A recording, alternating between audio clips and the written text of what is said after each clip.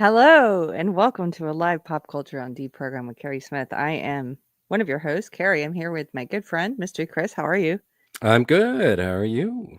I'm good. We just before we started, I found this whole section of StreamYard that has all the banners I forgot about that we've had forever. And then, you know, OCD or what's it called? ADHD. I when you get easily distracted like squirrel, we had to make one. And then I was like, "Oh wait, we're late." Follow MC Mystery Chris on X if you're not already, and send him Star Trek stuff. There it is. It's in the ticker. If you don't send him Star Trek stuff, he won't go to X. He doesn't go. But if he knows that there might be Star Trek links there, you might go. Do you think? I'm that simple of a person. You're like, no, I'm not going. We had some other ones here. Look at this one. Remember this one? Call the complaint line. Call the complaint 91719-266-2837. That's a real number. You can call it if you have complaints about Deprogrammed or pop culture or Mystery Chris. You can call and complain at that number. Again, the number is 1719-266-2837. We've also got look at this. I never put this up. I should put this up. If you like today's episode, please hit like. We're going through all of them. Yeah. If you'd like to support Deprogrammed, consider becoming a member at Subscribestar, Locals, Patreon, or here at YouTube or at Rumble. I should add Rumble to that. That's how old that is. Look at this one. Follow me at Real Keri Smith for more exciting pie recipes and dog photos. That's all of them. We should add some more. We should use them. I just forgot these are here. There we go. Hey guys. Hey Kevin Anderson. Hey JV. Good to see you guys. So Davina's here. We're having fun. We haven't.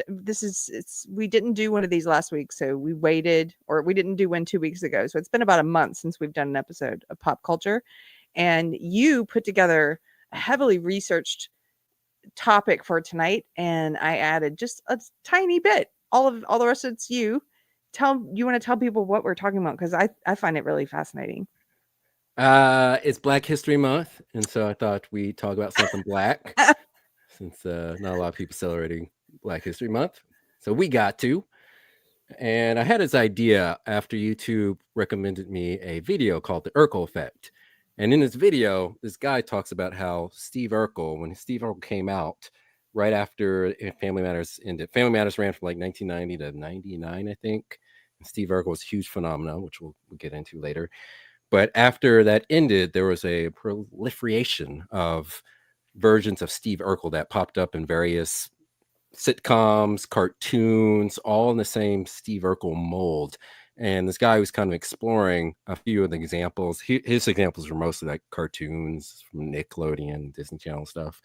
But there were other ones that I looked into. And so as I was watching, I started thinking, like, first seemed kind of like, oh, there's nothing to it. Maybe it's just, people responding to commercial, demands. People like Steve Urkel, so they just want to make character that's in that vein, so people watch the show and stuff. But the more I researched and thought about it, the more I started thinking, like, is there something else going on in this? Because I started thinking about all the other portrayals of blacks in general over the past 40, 50 years or so, and how some of them we've talked about in the show. A lot of stereotypes, of course, but also a lot of dudes in dresses. We previously talked about that a little bit. But I started thinking about like all the gay black characters, and specifically the more flamboyant, stereotypical gay black characters that we saw, even like in the 80s, all the way through the 90s and stuff. And so I started thinking, like, is there a push to portray black man in a more effeminate way? I've heard this. Okay, so I like how you brought together different stereotypes. And we're going to try to cover a lot in this episode, and we can do long ones sometimes, deep dives. So we'll try and keep it going. But you started with black nerds, and why was this trend of black nerdy characters, kind of not very masculine sort of characters based on Steve Urkel, but then you jump to these effeminate, like black men in dresses, these feminized images of black men. And so you pulled a bunch of that. And then we also have what's the other couple of archetypes? We have positive examples of Black fathers. There's a few of those. Yeah, because when I think about masculinity, I think it more so in the paternal sense of the ability of a man to be provider, protector, a leader of not only his family but in his community. And so I pulled 3 examples of fathers from Black shows that I think kind of exemplify what I believe to be masculinity. And so I wanted to kind of talk about them and contrast that to other examples of lesser forms of masculinity, or I wouldn't say masculinity at all, actually. Yeah. Yeah, But maybe we should end with those, like the 3 good ones. Do you think? I think we should put those Earlier? Okay. earlier, yeah, Okay. because we'll get into all the Black men that have worn dresses. There's a lot, Keri. I know. I looked at your list There's a like lot. 100. I didn't even realize how often they make. I say they make, but Black actors are choosing to go to say, yeah, okay, I'll put on the dress. Yeah. So we'll talk about that. We'll also show. I pulled some interviews of various people who've been in dresses or criticism of these dresses, like Cat Williams. Got some clips of him talking about it. Got some clips of Tyler Perry responding to criticisms of him wearing a dress. So we'll get into a lot of it. It's a lot to get through. Cool. Okay. Well, let's start with. Should we just start with Urkel? You gotta start with Urkel, Steve Urkel, and I don't think like a lot of people who either weren't alive at that time in the '90s or maybe just weren't paying attention. I don't think realized that how big Urkel was. It's huge. It's a huge phenomenon. So Family Matters was just the typical sitcom, Black family, working class Black family in Chicago. It was in the mold of Full House, where it's part comedy, part kind of teaching lessons to kids, because each episode will always end with the parent correcting the kid and telling him how much they love him, and they're playing sappy music. It was kind of cheesy but endearing at the same time. But Steve Urkel, who was originally not part of the cast, he was just meant as a one-time joke of a character, this nerdy little boy that had a crush on Laura Winslow, who had no interest in him. But he was so popular that they brought him back over and over again, to the point where he essentially took over the show and became the Adventures of Steve Urkel practically. And they kind of changed the stories, where the stories started to get more and more absurd as it went on. And so I pulled a few clips of Urkel just to demonstrate just how big of a phenomenon he was. Now, if you are a young person and you were not around for the show, as Mr. Chris said, Urkel was a huge phenomenon. And also, you may recognize Mr. Carl Winslow. That was his dad's name, right? The character? Yeah, Carl Winslow. Carl Winslow, the actor played, I forget the actor's name, but he was in Die Hard. Reginald Johnson. What's his name? Reginald Johnson. Okay. You may recognize him from Die Hard, which I know a lot of people saw for Christmas. He was the cop. And anyway, let's get into the clip. Oh, first of all, since you mentioned it's Black History Month, we don't celebrate Black History Month or Women's History Month here at Deprogrammed. We just celebrate History Month. Every month is History Month. Happy History Month. Next month will also be History Month. There we go. Hold on. See a boy call? Yes, she's getting ready now. You get that. I've got to go up and help Rachel.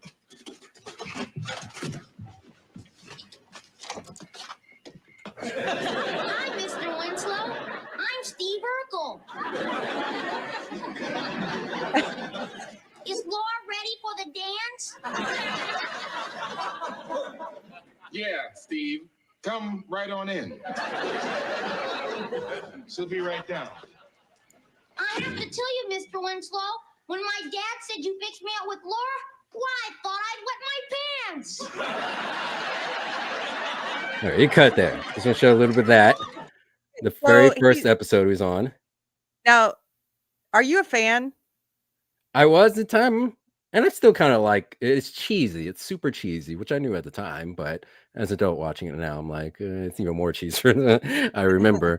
But it's endearing, And it's endearing, but it's also it's a little bit like, I mean, they're just making fun of nerds. yes, it's a nerd stereotype, and applying that nerd stereotype to a black person was unheard of before. And so I think that's part of why it was so popular, because it's like every single nerd trope you can think of is true of Steve Urkel. Like he Okay. can't dance. Oh, he can dance so Yeah. much that everybody knows this choreographed dance Yeah. before he even teaches them how to do it.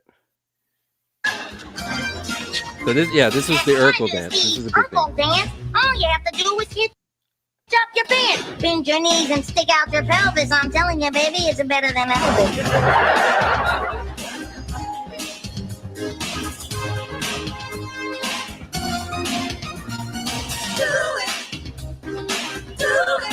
All right, pause it. Pull up the next clip, because this one also relates to the Urkel dance. This was, I don't think the dance quite caught on. I mean, people weren't doing it live at parties. Not quite. Are you kidding me? You never learned it? No, I didn't either. But it was big on the shows because he actually went to Look at B. Arthur. Yeah. From my girls. She's here. And he's going to teach her how to do the Urkel dance, just like he taught DJ and Stephanie on Full House how to do the Urkel dance. There was an episode of Family Matters where he invents a jetpack and he flies from Chicago to San Francisco and then teaches them how to dance. Stop the music. It's time to do the Urkel. Bring out the Urkel. Remember, you're dealing with an Asian white woman here. Too hotly now. Now, if you want to do the Steve Urkel dance, all you have to do is hitch up your pants, bend your knees, and stick out your pelvis. I'm telling you, baby, it's better than Elvis.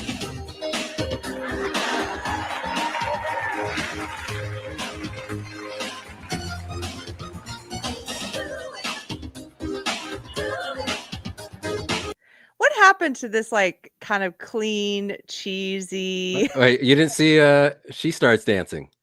Wait, what? Okay. Yeah. Now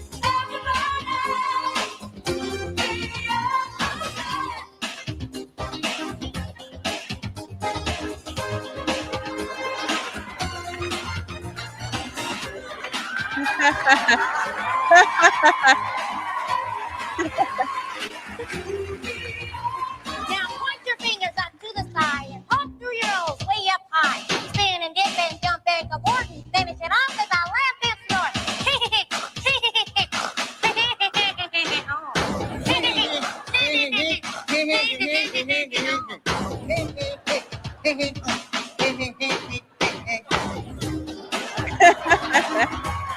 Okay. There we go.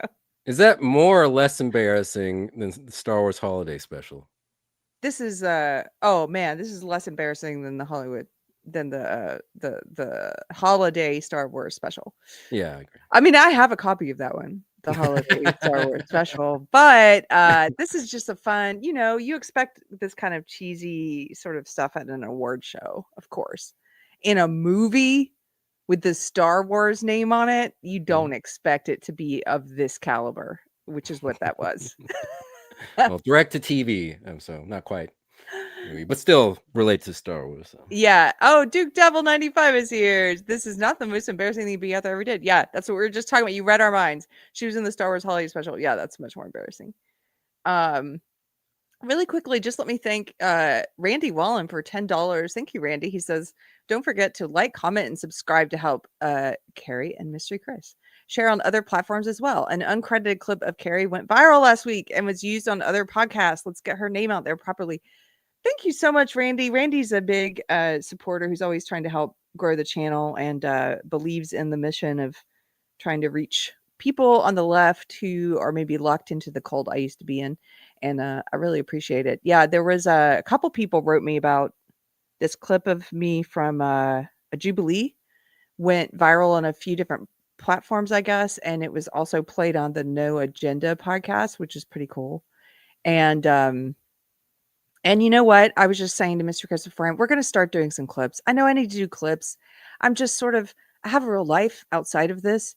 And I'm like, I don't want to spend time learning TikTok and I don't want to do it.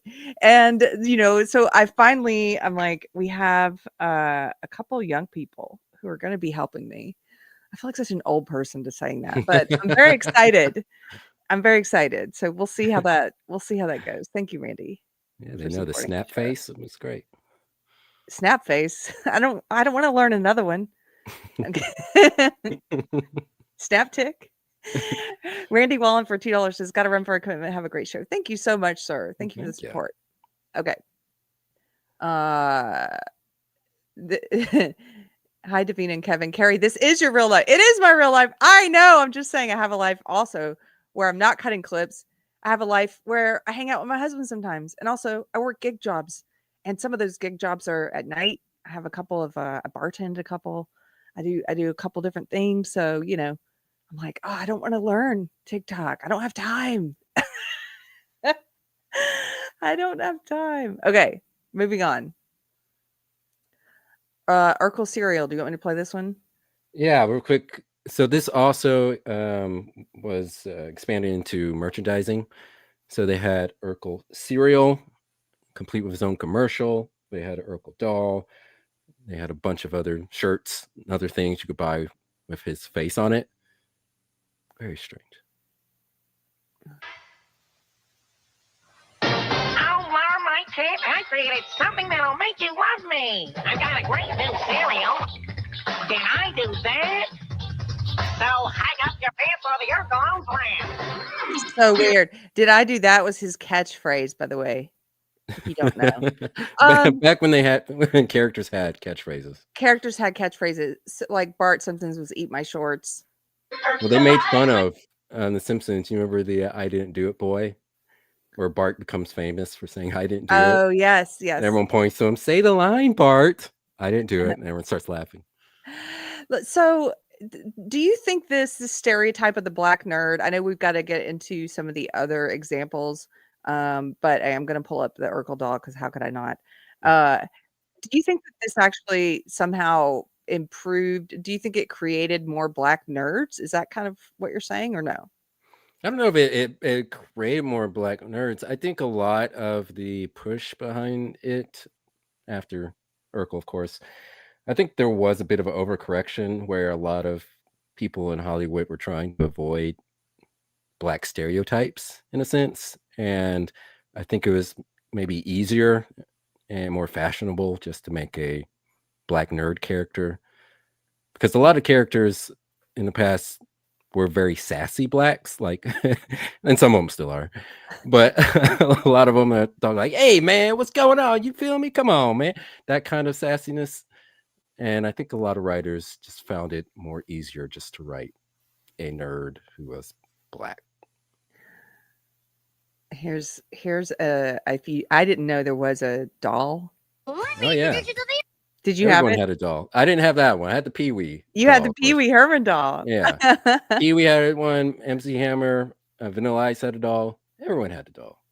Urkel doll. He's got my looks, my laugh, my voice, and all. Can I do that? So you can't have me. Get talking Urkel. I just pulled my string. You want to know? He's talking Urkel doll. Oh my goodness. What? Ross Mix has a great question. Did Ernest P. Worrell have a doll? I don't remember him having a doll. I bet he did. Who knows? And speak about that doll is nightmare fuel. Also, kidding. Duke Devil 95 says, you realize that kids watching this now are like we were when we as kids would watch TV shows from the 50s and 60s. It's so foreign to them and so out of date. This is true.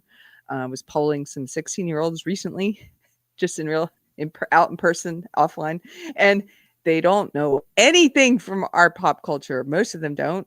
I'm like, do you know John Hughes movies? Do you know, Pretty in Pink, Breakfast Club? Like, they're like, what? Who's that? No, they don't have no idea.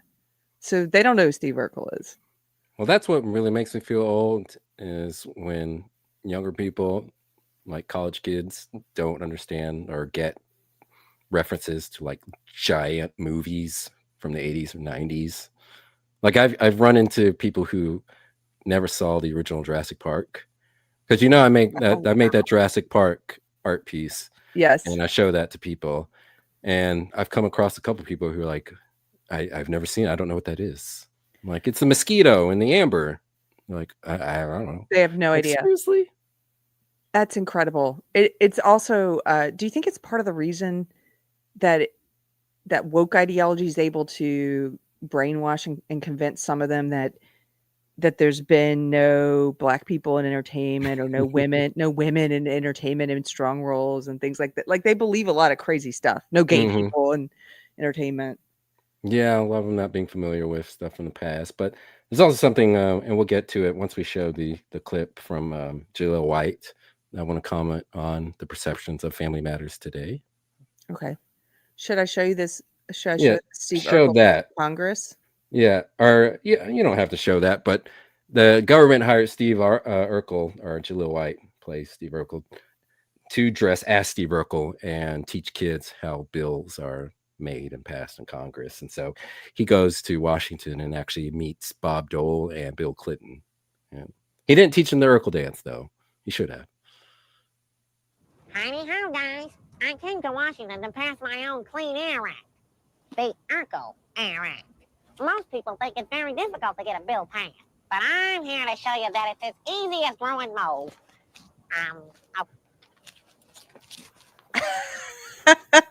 This is basically like 90s let's version go of Schoolhouse right to the Rock. numero uno, Yes. the head honcho, the biggest guy of all. Mr. President. Hello. Wow. My name is Stephen Q. Urkel, and I was wondering if you can endorse my Urkel Air bill. Everybody like, It will I want you to definitely tell me a provide little bit clean about that and Laura safe Winslow. You think I ought to read it first? environment. That's so cool that he got to meet the first black president. Yeah, well. Just a joke, just a joke. Kids, you may not know it, but Democrats, they like to call Bill Clinton the first black president. Yeah, I kept giving cigars to Steve. It was really weird. It's like Steve's like, what do you want me to do with these cigars? Ew. Yeah. Okay. Now, So- this clip is the actor who played Steve Urkel. This is, Jaleel White. So Jaleel White recently came out with a book talking about his time on Family Matters, and he's been doing a lot of interviews, and they're pretty good interviews. I've watched a couple of them, particularly one he did with Jason Alexander. Jason Alexander has a podcast, because everybody has a podcast these days, but he was talking about his time on Family Matters and perception of Family Matters and Steve to blacks. And so here's an excerpt from one of his interviews where he talks about his view on how blacks look at Family Matters. GIF brand sometimes makes you feel like you don't completely belong in the pantheon of blackness. You know, blackness has been treated as a very monolithic experience in entertainment. You know, if it's not a hood story, it's not a black story. And you know, sometimes I feel left out of that. You know, so it's like you know, like if there's ever a poll and they say, oh, what are your favorite black shows? And you know, Martin is in there, or Living Single, or any of those guys, I already know we coming in last. But if there's ever a poll and it's just like your favorite family shows, and suddenly Martin's not in there or whatever, all of a sudden we rank really high. And so it's kind of interesting in how we look at ourselves, to be quite honest, even as black folks. And somehow I became a symbol for black male nerd culture. And a lot of black people had an issue with him using the term hood shows, which wasn't the In that used clip? word. Yeah, but I think people are overlooking what he's trying to say, because Yes. he's trying to say is that Family Matters isn't looked upon as being authentically black by a lot of blacks, because it wasn't a part of the larger hip hop culture that was Right. starting to emerge in that late 80s, 90s, and now is synonymous with black culture.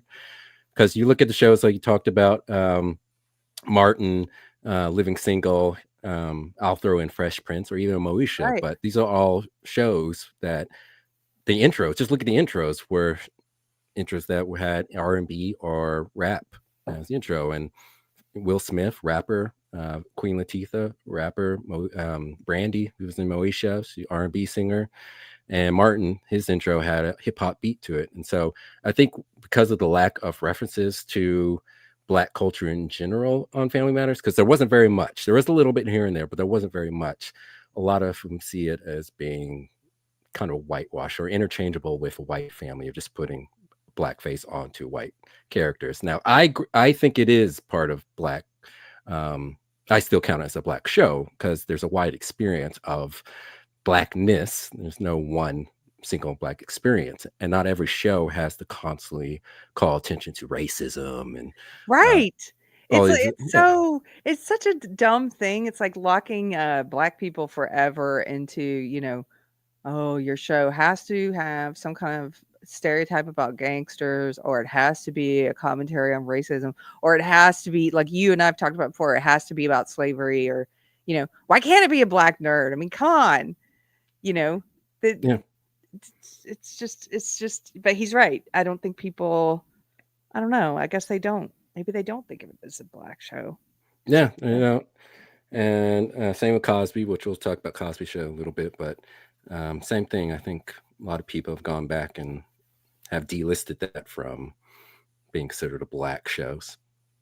But we'll get into that a little bit later. But Okay, so after the success of Urkel, though, and this whole like the Black nerd archetype, your contention is that there were then a lot of the Black nerd characters in pop culture at that time.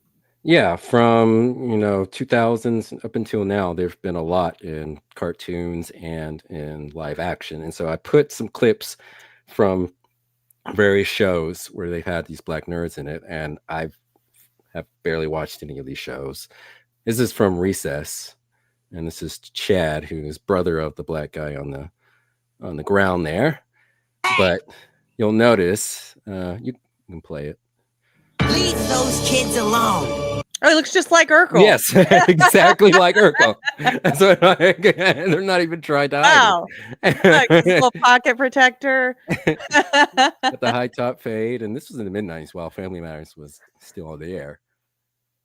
And he's got his little his high waters, his pants hiked up. Duke Devil 95 kind of gets at what you're talking about, Mr. Chris. He says, yeah, it seems like some people think it can only be a Black show if it focuses on victimization. Mm-hmm. Okay.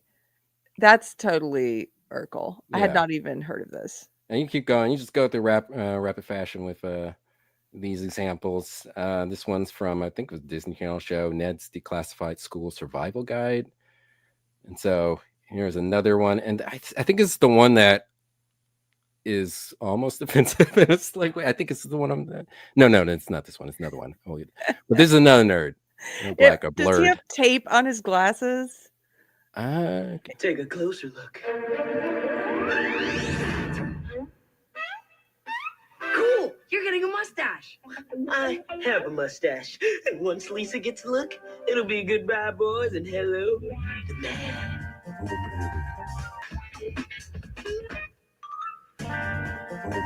Hey, Simon. I think you have something on your face. I know. Would you like to touch it? Sure. Oh, he's a pervert too. Ew. Is that? So weird. What kind of I show know. is that? What is this, like Nickelodeon or something? Yeah, that creepy stuff. This next one is Stevie from Malcolm in the Middle, which I only watched it for a little bit. It's okay show. Did you hear that they're like rebooting Malcolm in the Middle and making one of Malcolm's brothers non-binary or something? Is that really happening? Wouldn't be surprised. Why is this? I thought we were making progress against woke. Malcolm in the Middle of transitioning. Okay, so this is the character from Malcolm in the Middle. Yes. Can I ask you something? Sure. Do you find my personality abrasive? What? Do you think I'm needlessly antagonistic? I don't know. Probably. What do you care? I don't want anyone to hate me. It's Lisa Fillmore, isn't it? Who? I saw. Okay, yeah, you're not playing. That was the video. Wasn't there? But yeah, another Black nerd who is very weak and I would say slightly effeminate. But here's another one from the cartoon Danny Phantom, and yet another one who's very much like Steve Urkel. This is also very weird. He's a weird character. Is this a cartoon for kids? Yes. He's What is kind of it? creepy too. There's Are they other at a clips strip where club? he's very No, I mean seriously, what is this clip? No, but it kind of looks like Oh. it. Oh, It does okay. kind of look like that. Intelligent, annoying. You must be the ladies in waiting. Well, wait no further. You can now. Your phone will work. Fear not, ladies. I'm still accepting date brides for Miss Congeniality. He's like a mixture between a black nerd and what's the guy from like Fat Albert who had it wore his cap backwards or something? Cat bat with mush mouth? Maybe, I don't know. He's a mixture though. That guy's a little too cool to be in this category. This one is Irwin from The Grand Adventures of Billy and Mandy. And I think, was this the one that was kind of there's one that was like trying too hard to be black? It's very weird. I think it was this one. Trying too hard to be black. Yeah, it was very strange. Like you'll see what I mean when you play it. But another one, and it's especially interesting. That, Mandy short? yes, Wait a minute. This one? one. Okay. Sorry, it started playing before I put it on the screen. What up, dog? Oh, Up that's next, we got the premiere of the Billy and Mandy short Future Nerd on Cartoon Network, y'all. Is it because it says "What up, dog"? Because he adds these like lines that are supposed to sound black, but they sound so forced and awkward and not black. It's very weird. It's like, is he making fun of black people? Like, is that the character? Like in the story? Like, I'm very confused. He'll say yo after everything. Like, play a little bit. Mandy's sure gonna love these chocolates, yo. Why? Like, why? No black person talks like that. Mandy's sure gonna love these chocolates, yo. You feeling me, Keri, yo? I'm feeling you, dog. What the hell? I'm feeling you, brother. Let's continue. Oh man, Let's continue, yo. So that's too funny. uh, That's the kind of thing I'm going to be laughing out about the rest of the night. Yeah. Right, yo. This is Chidi Angoyenia from The Good Place. Okay. I think this is a live action show. I never watched any show. I've never even heard of most of these shows. So play this guy. Spent the whole day together. You must remember something. What country am I from? Is it racist if I say Africa? Yes, and Africa is not a country. I'm from Senegal. Do I have any siblings? Where did I go to college? Trick question. You didn't. I was literally a college professor. Do you not remember one? Okay, except hear me out. I don't know what this is from, but she's clearly the buffoon and the butt of the joke in this clip. He's not. He's just a smart black guy. He's not like an Urkel. Like Urkel's kind of like he's the butt of the joke. Mm-hmm. And a lot of these black nerd characters, like white nerd characters, are, they're comedic relief. Yes. You're supposed to laugh at them or with them. It's not necessarily mean-spirited all the time. It's like you're laughing with them. They're funny. And but in this clip, like she's the dummy. He's the straight man. Right. In the bit, right? But he's still a nerd, Keri. But he's still like, okay, I got you. Yeah. I'm telling you, like all these nerds that physically are weak, they're not much of a threat, physically or sexually. It's like if you had a girl, like you feel fine with your girl being around these dudes. You're like, even if he tried, he'd have no chance. You're saying they're emasculated. Yes. And that's what I'm saying, like the amount of portrayals. And I know there are a lot of white nerds, Screech and Big Bang Theory. But particularly like a lot of shows, like when I just clip we just played, a lot of times the black character is the nerdy one. And I'm like, why is it? It just seems to me, and I could be off on this, but it just seems to me like it's turned into a trope. There's another one from a Disney show. Davina says not quote unquote non-threatening black men. Exactly. Like emasculated black men. Yeah. Okay, here's one. Brad Willis.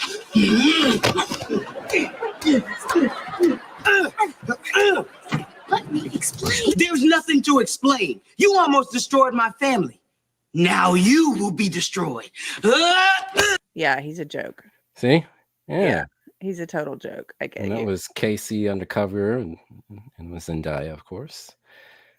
His character from Veep, which I've only seen a couple episodes of Veep. I did enjoy Veep, but here's another silly character. I mean, he's funny, but still, after a while, you're like, this trope is wearing on me. It's wearing thin. I'm gonna be a father. A lot of responsibility. You just signed away all responsibility. I've never done this before. You just go in the room and build it. I've never shook the devil's hand. You mean masturbate? Oh, self-husband. Does it hurt? Oh No. no, Richard. No, but how is that Wait, possible? really? Well, my family and I are always pretty religious. Grandma Split always said that self-pleasure was a sin, like microwaves for laughter. Do you need a minute or? No, worst comes to worst, I burn in hell like Grandma Split.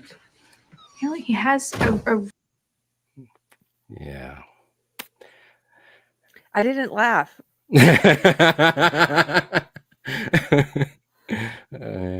Yeah. Well, there's another one. Okay, let me see. From I know everyone's favorite show. Oh, Bat Women. Yeah. Whammon. So this is Luke Fox, who's the son of Lucius Fox, but he's a nerd.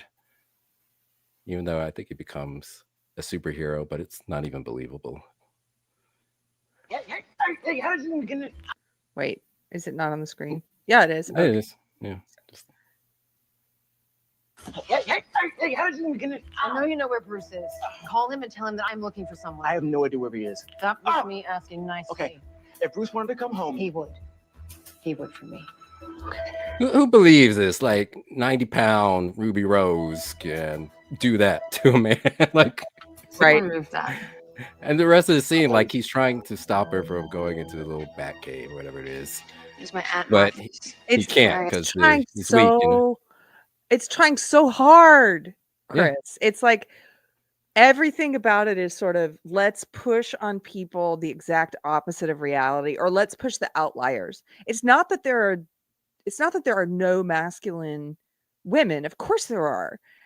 It's just that those are usually outliers, and it's not that there are not effeminate men. Of course there are, but just to take Batman and to twist it, everything about it so upside down, to do this statement on gender roles, and to have this, as you're saying, I've never really watched this, but to have this, what is she, 100 pounds soaking wet, Yeah.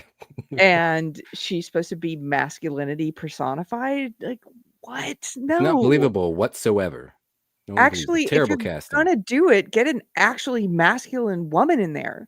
Get Gina Carano. She's Gina big. Carano's big and strong, and this woman is like a little tiny. Twig. Yeah. But Oh, yeah, you don't have to play anymore. I just want to show that. That was the last clip I had for nerds. There was several others I didn't put in there, but like I said, it just seems like there's something slightly behind that. And again, maybe not too nefarious, but still the fact that it just occurs so often, and particular with all the other stuff we're going to get into, with all the portrayals of Black gay men and men in dresses. Like if you look at it as a whole, it seems suspicious that there's not that there's a lot. so many effeminate Yes. masculine stereotypes. Okay, so that's the Black nerd. Let me just read a couple of things. Michael Drew. Hey, Michael. He says Jalil's book. That's the actor who played Steve Urkel.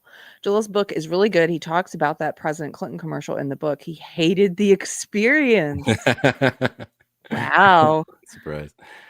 But And he's then- good. Like I recommend people watch some of his interviews. He's very astute. So different than the character. Hmm. And then Alan Scott says, if you want to see a strong woman written well, watch Fargo. I would agree. I saw that recently. I saw it this past year, or rewatched it, since the first time it had come out. And what's her name? Frances McDormand, I think is her name. She's so good in that. And she's a strong female character, and she's still female. In fact, she's pregnant. She's a pregnant police officer, but they don't have to make her into a man for her to play the character, if you know what I mean. Okay. Which one should we move on to now? Should we continue with the emasculated ones? Like, should we go into men in dresses, or do you want to do? Can you go into the fathers? Because I want to talk briefly about positive. what I consider, kind of masculine figures. And then we can get into the men in dresses. It's contrast. But the first one I put in here was Cliff Huxtable, not Bill Cosby in real life, but his character. We got to separate the art from the artist. And I believe this character was masculine in terms of being the head of his family, being a dad who has humor, was blunt at times with his kids, but was also playful in the way he taught them lessons that was enjoyable for families to watch. And like we were saying earlier with Family Matters, I think a lot of Blacks kind of look down on the show now, particularly right before Bill Cosby, all that stuff got uncovered.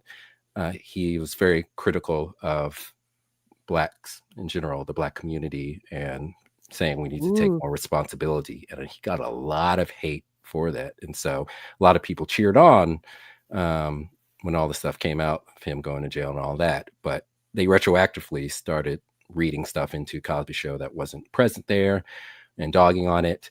And I think because it, much like Family Matters, had that kind of sentimentality aspects to it, I think it's also another reason why they look down upon it as not being authentically Black.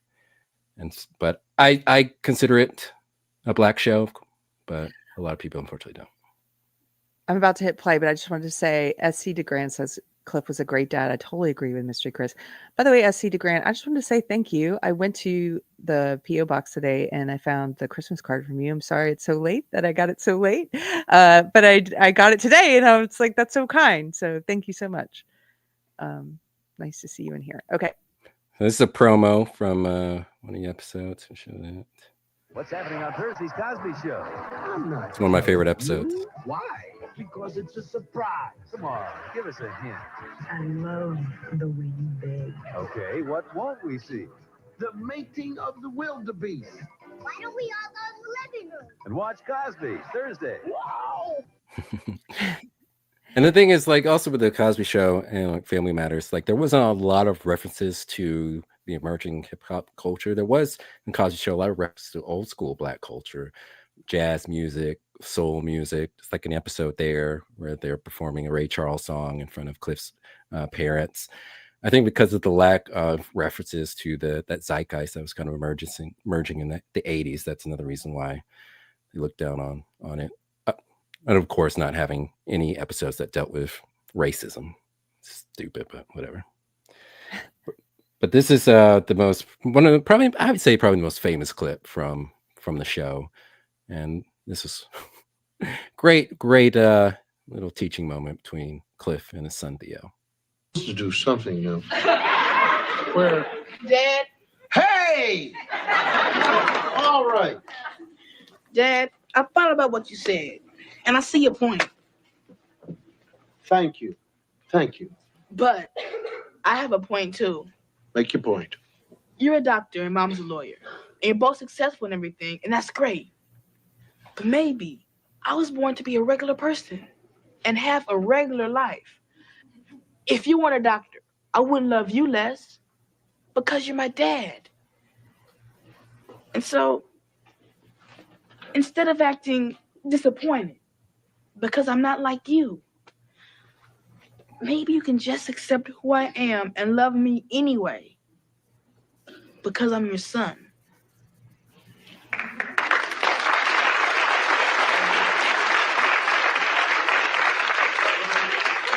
By the way, this room is a mess. Is that part of the episode? Bill Cosby went crazy. Theo, that's the dumbest thing I've ever heard. No wonder you get D's and everything. Now you are afraid to try because you're afraid that your brain is going to explode and it's going to ooze out of your ears. Now, I'm telling you, you are going to try as hard as you can. And you're going to do it because I said so. I am your father. I brought you in this world, and I'll take you out. Wow.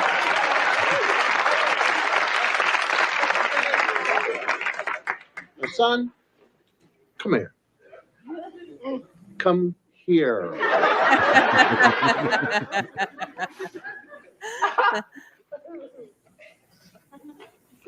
Now listen to me. I just want you to do the best you can. That's all. I'll try, Dad. Yeah. I really will. All right.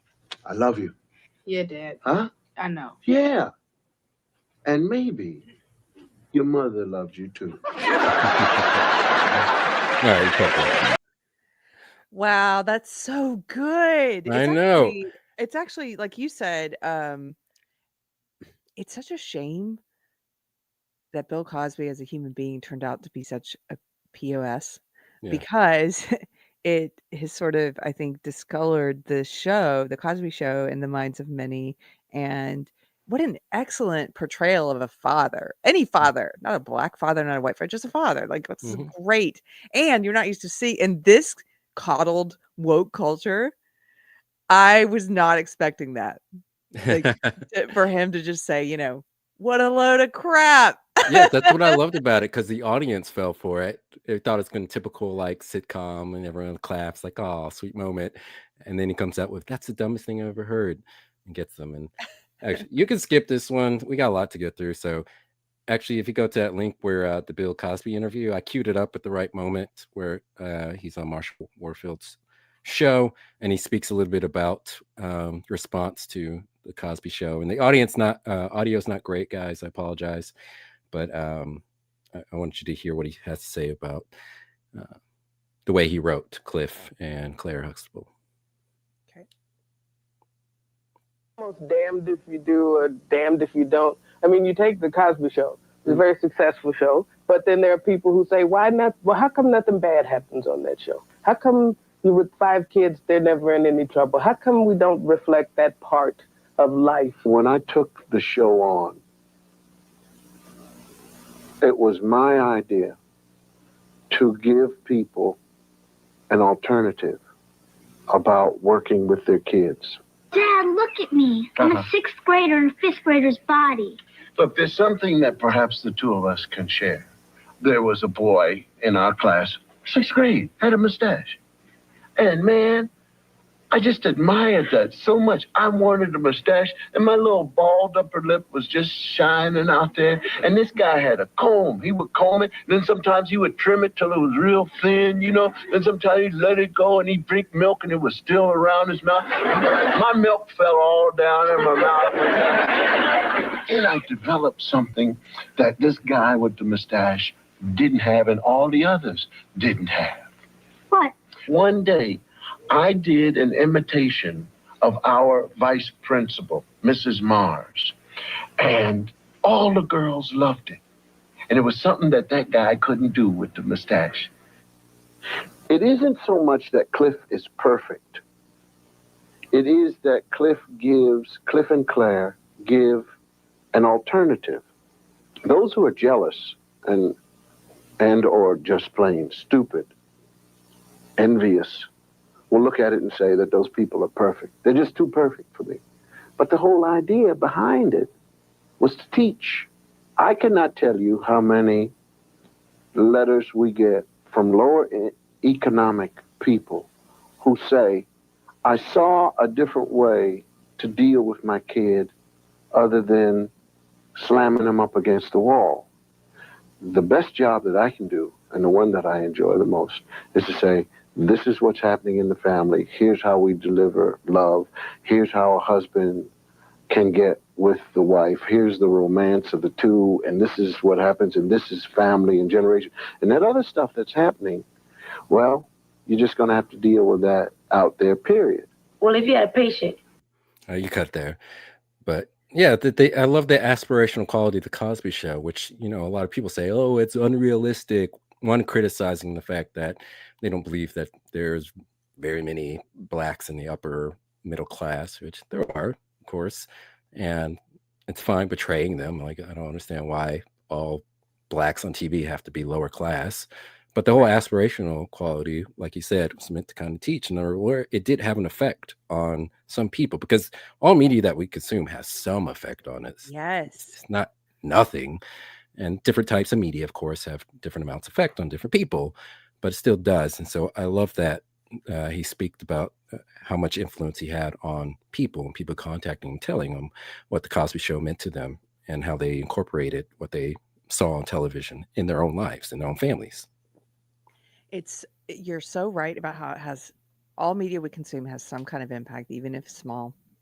And it's almost watching him do that interview. It occurs to me that in some ways he was teaching parenting with a comedy show. You know what I mean? With a sitcom, but he was like teaching parenting, which is again so disappointing. What happened with him personally, who he became. I wonder when the darkness slipped into him or if it was always there, because sometimes I think, look, I'm not going to, this is not an episode of That Christian Panel, but I'll just say from a Christian perspective, I often hear from Christian friends that if you are doing something good, if you're walking a path that God wants you to walk and you're doing something good for people, something towards pursuing truth or doing something good and meaningful, that like that's when you're going to come under the worst spiritual attack. And so from a Christian perspective, it just makes me wonder, like, what happened to him and when? And was he just, it's like you're doing something good and you're teaching parenting through comedy and a sitcom, and then what? Like all the fame and money and everything just corrupts your very soul and you become this. It's just sad. That's all. Yeah, so disappointing, because I did look up to him in his personal life until all that stuff came out. Yeah. Okay, let's move on. So let's see. This one, go to, you already pulled it up. So this is another one, I think, Uncle Phil from Fresh Prince of Bel-Air, who I think is a very masculine figure. Fresh Prince, of course. Is there anybody who hasn't seen Fresh Prince? I don't think there is. Young people. Well, but here's the thing. MTV plays 12-hour blocks of the Fresh Prince. And so I think this is one of the few shows from the 90s that young people are familiar with because it's still being played in syndication and they still understand the references, Carlton and Will doing the Apache dance. Like that's still something that gets referenced a lot, even amongst young people. So even though I criticize MTV for not playing music videos anymore, I do appreciate that they're at least bringing some of the old culture that I think was better than a lot of stuff going on today back. So, but yeah. So should I hit play here? So we're about to see Uncle Phil, who you're saying this is another good example of Black masculinity in entertainment. Yeah, this is just an ad for the very first episode. You are a man. That was the plan. Can a rapping street kid from Philadelphia make it in LA? You certainly have grown, Will. Well, we all have. Fresh Prince of Bel-Air premieres tomorrow on CBC. And you bring up that third clip of from the last episode, where it's the last moment with Will and Uncle Phil. The thing I loved about the journey of Will and the whole family on the show was in the very beginning. Will, of course, comes from Philadelphia and he doesn't have a father. He has a mother, but his father walked out on him when he was quite young. And so going to Bel-Air and living with the Banks family, Uncle Phil becomes his surrogate father and instills discipline in Will that Will lacked, because at the very beginning, Will was very kind of aloof, didn't really care about anything. And as the course of the show goes on, you kind of see both him and the Banks change. They both have an effect on one another. And by the end of the series, Will has a newfound perspective on life and direction, and kind of reflected in this moment here with Uncle Phil and Will. What the hell is going on?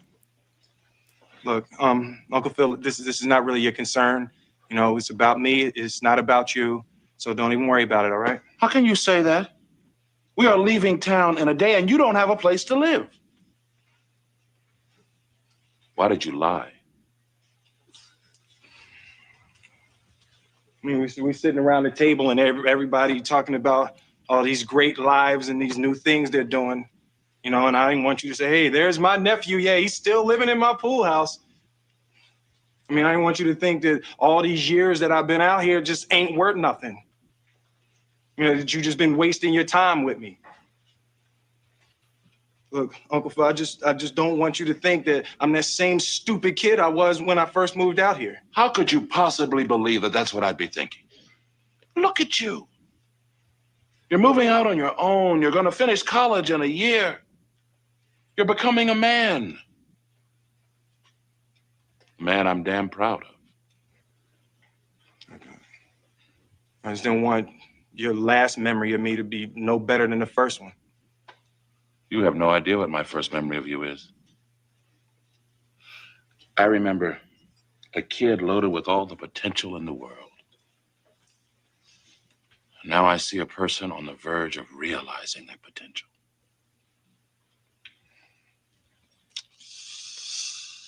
Come on, let's go get you an apartment. Why is the camera so jerky and weird? I don't know if someone filmed it off a TV or something. Okay. Hey, Uncle Phil, what you mean by verge? Don't push your luck.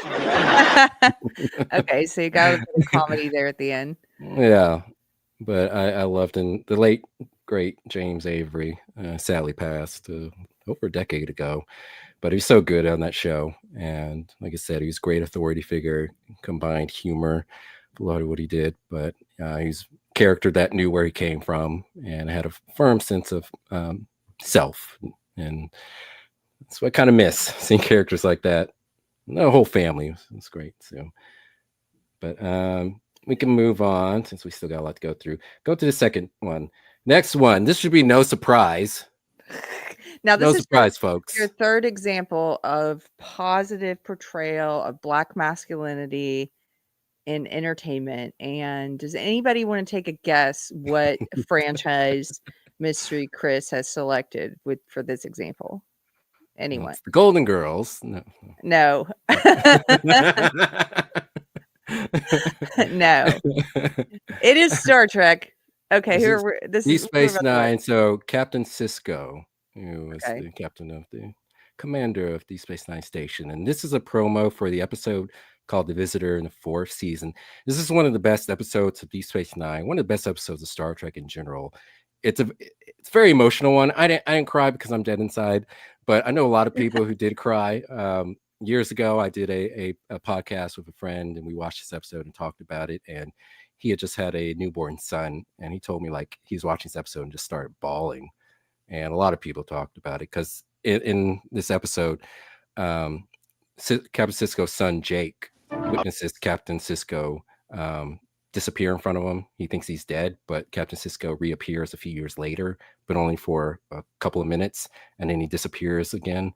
And this keeps happening all throughout Jake's life, his son, and Jake becomes obsessed with trying to bring his father back to the point where it's detrimental to living his life. And it's just a great episode. And this is a trailer. Just play a trailer. It speaks for itself. A freak accident freezes Sisko in time. No! Don't leave me! Now his son begins a lifelong obsession. You're older than I am. To save his father. We're trying to rescue him. Let go, Jake. But to bring him back to reality. They're being pulled into subspace. Could take Jake his entire life. Jake, what's happened to you? On an all-new episode of Star Trek Deep Space Nine. So good. You love it. Yeah. And I pulled some interviews with the actor Avery Brooks, and I queued him up at the right time so you can just play one of them. This first one, you want to do the first one? Yes. I can't remember exactly what he talked about this one, but it's queued up the right place. Let's play a few seconds of it. But he doesn't do a lot of interviews these days. I hope he's doing well because nobody's really seen him lately. Okay, hold on. It's running through this ad. Oh, ad blocker didn't catch it? No, what's going on? Okay, here we go.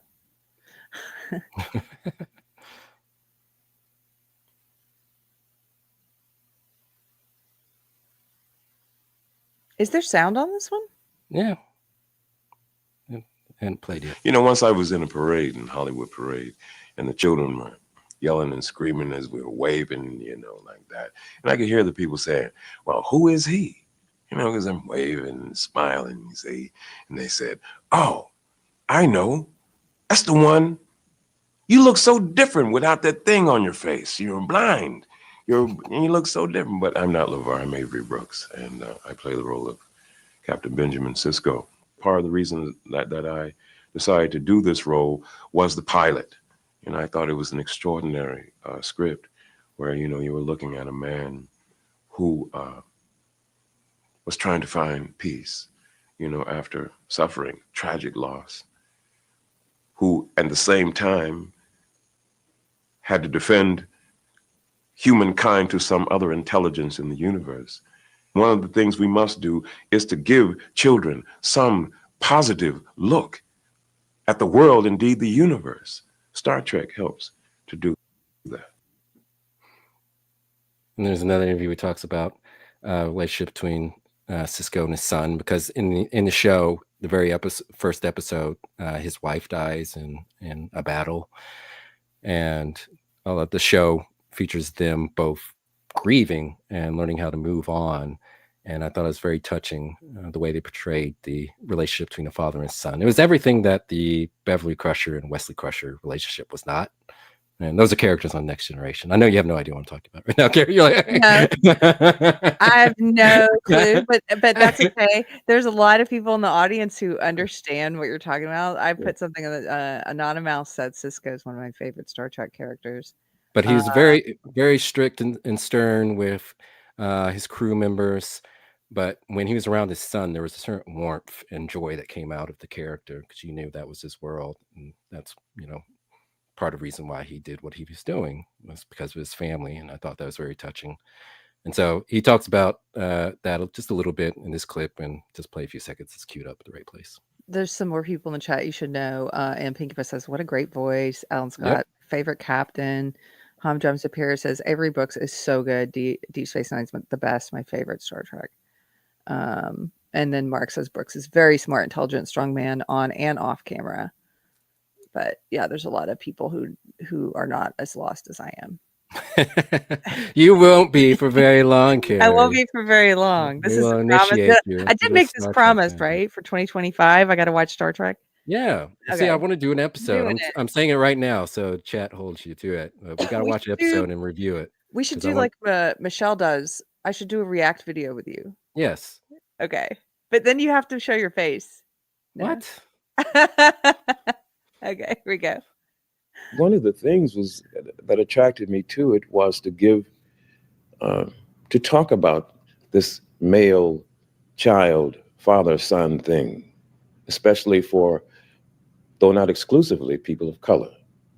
You see, I mean, it is, you know, it's a reality, you know, the single parenting. It is a reality of the disproportionate number of brown male children without father figures, etc. So it was very important to me that relationship, you know, remained strong, you know, in the context of the 7 years. All right, cut it there. But yeah, great series, great character, and highly recommend people who haven't watched any of Star Trek. I think Deep Space Nine would be a good one to get into. I've got man, look how much people love it.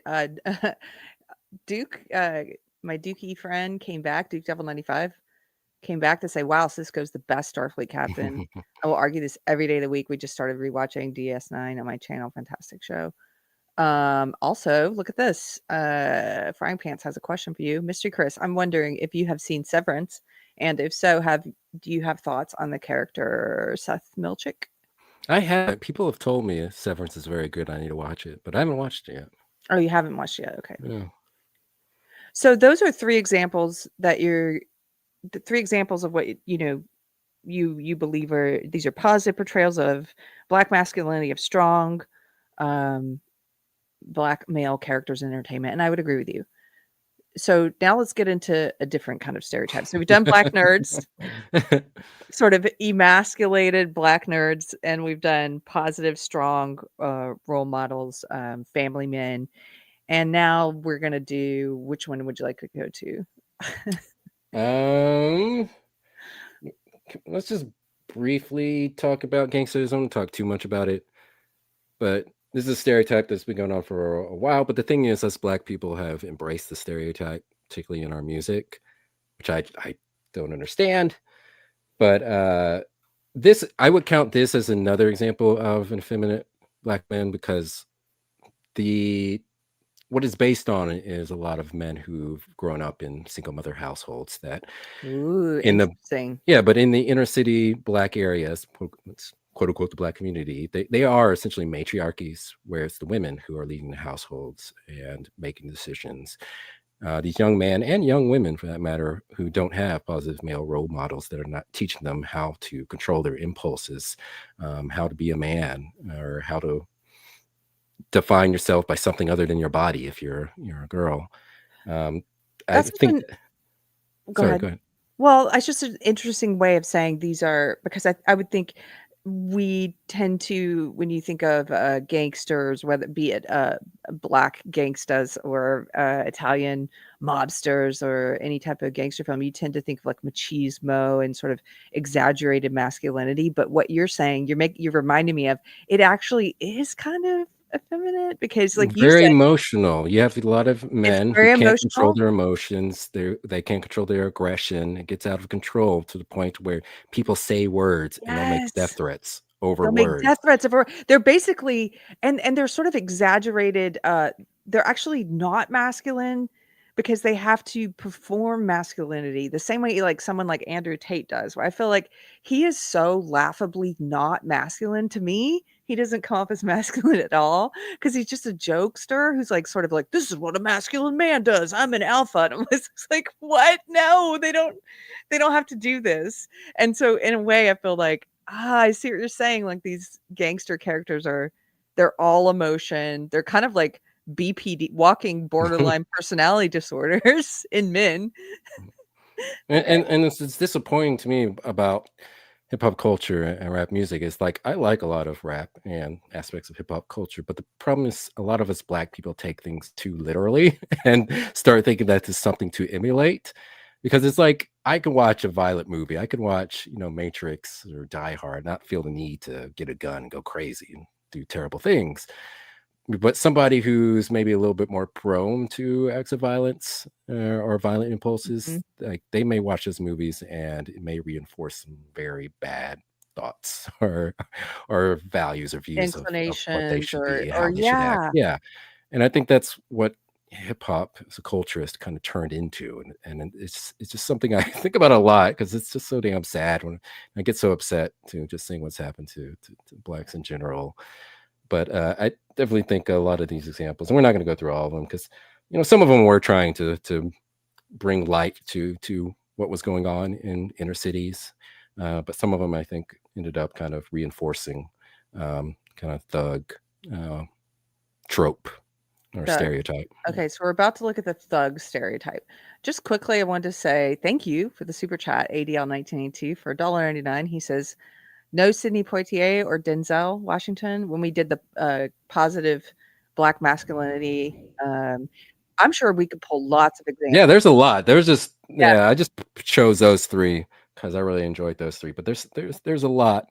You're But right. like, These are two amazing actors, and they've also portrayed Denzel famously did the thug character in gosh, what's that movie where he's like a bad cop? Training Day. Training Day. Yeah, I mean, you're spot on. We're just trying to. We have so much to fit into a 2-hour show that we're like, oh no, we can't show everything. And then But just in thank my you. mind, it just even if there were masculine characters, Black characters, you can come up with, think of from previous decades. To me, it just seems like there's been a lot that haven't quite fit into that masculine idea of true masculine. Okay, this is the movie Friday. Now, people who were coming of age in the 90s, I mean, this movie was huge. Everyone loved this movie, could quote lines from it. This is, of course, one of the scenes with Debo. Here we go. Be careful of this in the movie. What? Oh, just be careful of this one's in the movie clip. Oh, you mean we might get a strike? Yeah, just be Here come Debo. Who? Debo. The jewelry. They have to hide everything.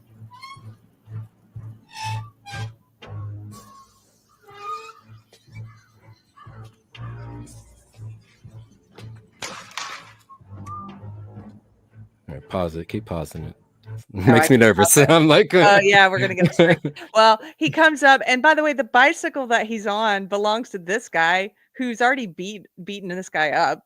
That's another scene. It just cracks me up, like this movie. But yeah, I love the movie. Like I said, yeah. I love a lot of his movies and a lot of stuff, part of the culture and things, like I said earlier. But again, when people just take some of this stuff literally, and in fact, the reason why Chris Tucker wasn't in the Friday sequels is because he came born again and didn't want to promote marijuana. I didn't know culture. that. Yeah. And so And this movie definitely promoted marijuana. I mean, this movie was basically the excuse for at that time, anytime young adults just wanted to do nothing and be lazy and just be hedonists and do some drugs or drink alcohol and do nothing, they would say, it's Friday, you ain't got a job, you ain't got SHIT to do, and they would then use it as an excuse. Like yeah. So let's see, should I pull up the other, or should we just move on? I was going to pull up. Move on. It's good, but I was thinking about like the proliferation of the kind of thug stereotype, and I do think there's some nefarious aspects behind it, but I do think a lot of it was organic as well. I do think a lot of us blacks were lost my train of thought. Thugging? I'll think of it. What? A lot of blacks were thugging. Well, yes. Like I said, they were taking it way too seriously, and I think I think a lot of commercial interest also pushed this, because I think it was easier to sell black people stuff if we gravitated to a certain identity. That just so like, cause think about like the culture in Compton, California. Inner city Compton, California is very similar to the culture in inner city Baltimore, very similar to the culture in inner city Detroit, because they all embraced kind of that hip hop culture. There's certain types of shoes, certain types of jackets, certain types of hats, things that tend to appeal to blacks in general. That makes it easier for merchandisers to sell things to us. And so I think there was a push, as there is. I think there's a lot of times there are pushes to get people to adapt certain identities, so it makes it easier to sell. You're so right. Yes.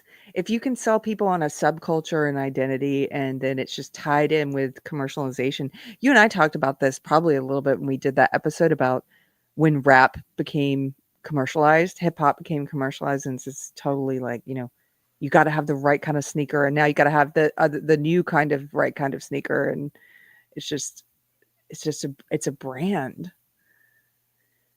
Okay, this is Boys in the Hood. This is probably one of the most famous hood movies. I'll just play a little bit.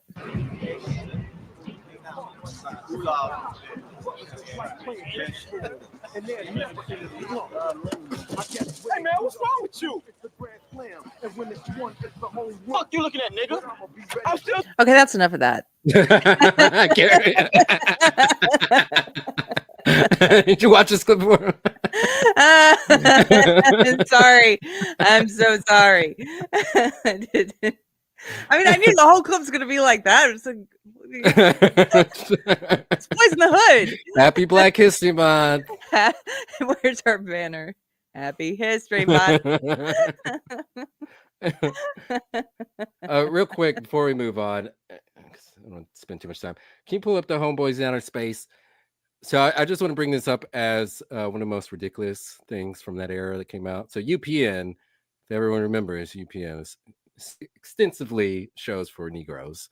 But UPN came a show called Homeboys in Outer Space.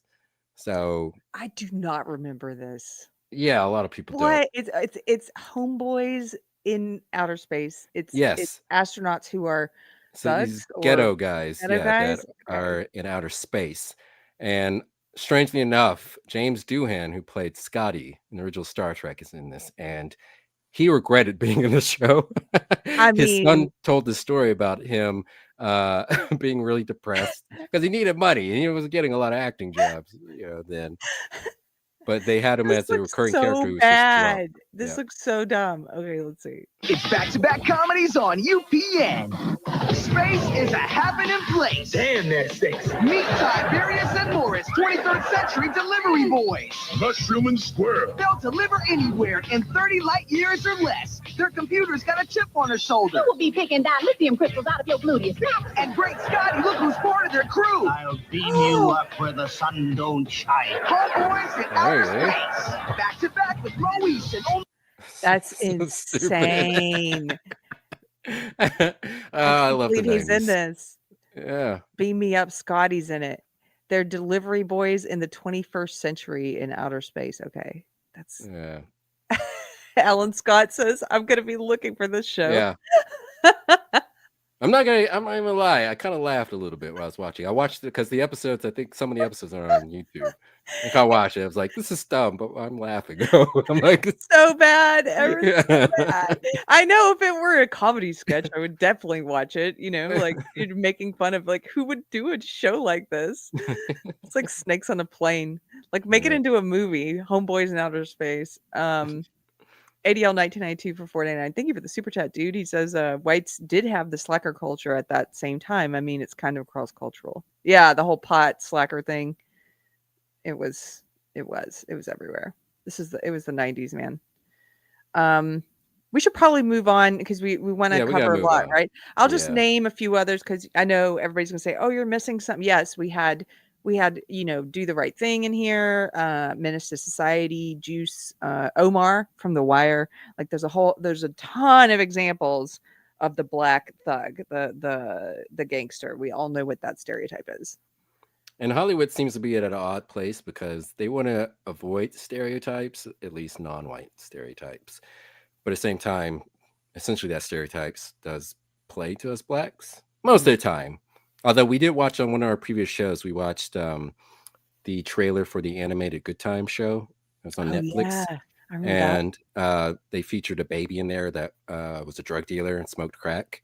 And all the comments in the comment section were calling out. There were black people saying, "This is what they think of us." I'm like, yes. I'm like, is there some hope, or are we becoming self-aware? Are we understand like how embarrassing this is? What they think of us.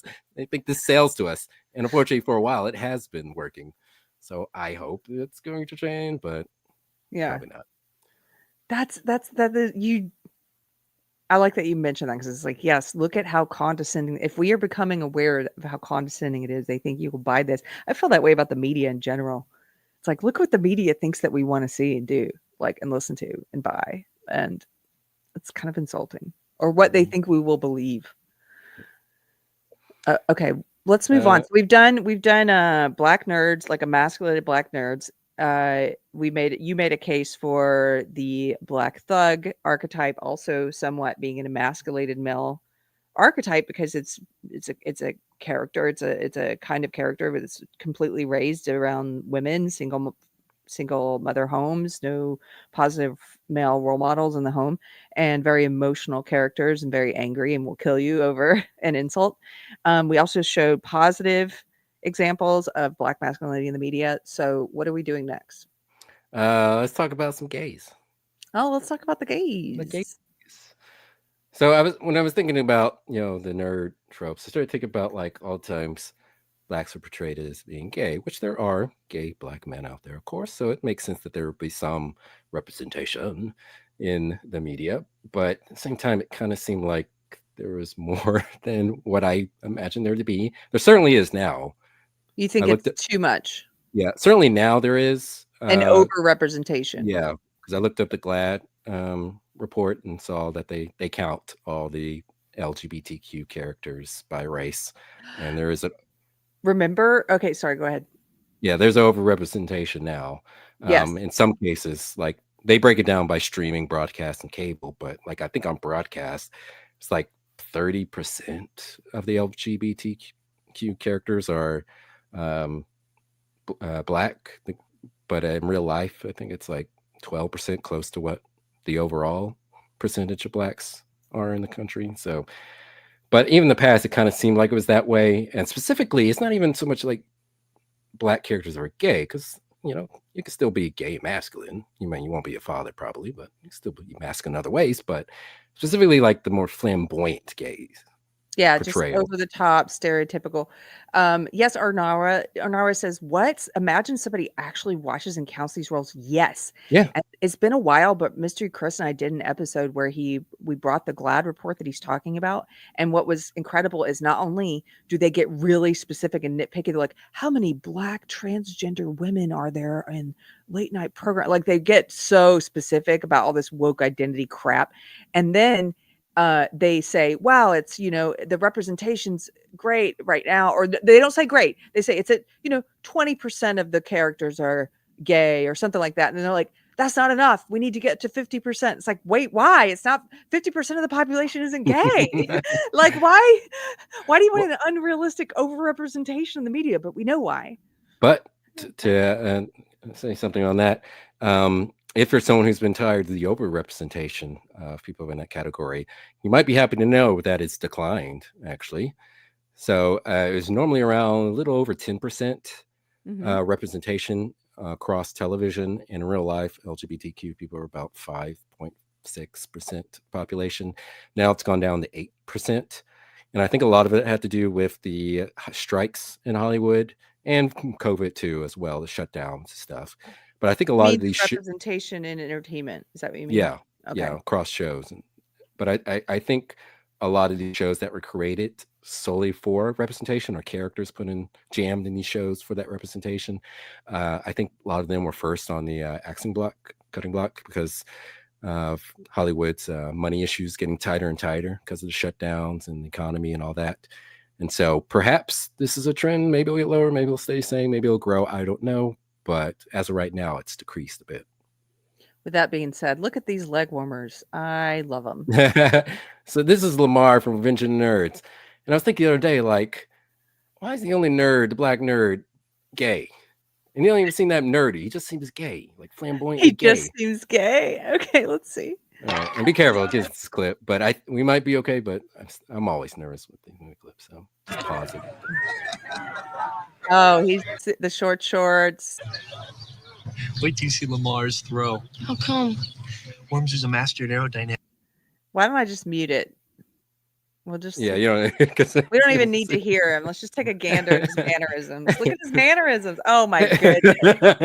Oh my goodness. Look at this. I forgot about this character. Oh, how can you forget? Lambda.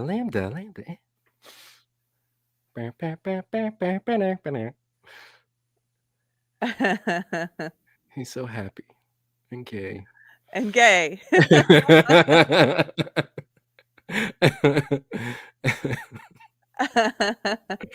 at him. Victory lap. Yep. Okay. Right. So there's that. And then I was thinking about another one. I was thinking about the guy from Mannequin. You remember Mannequin? Yes, the movie Mannequin. Kim Oh my Cattrall. goodness. Nobody's told me about that.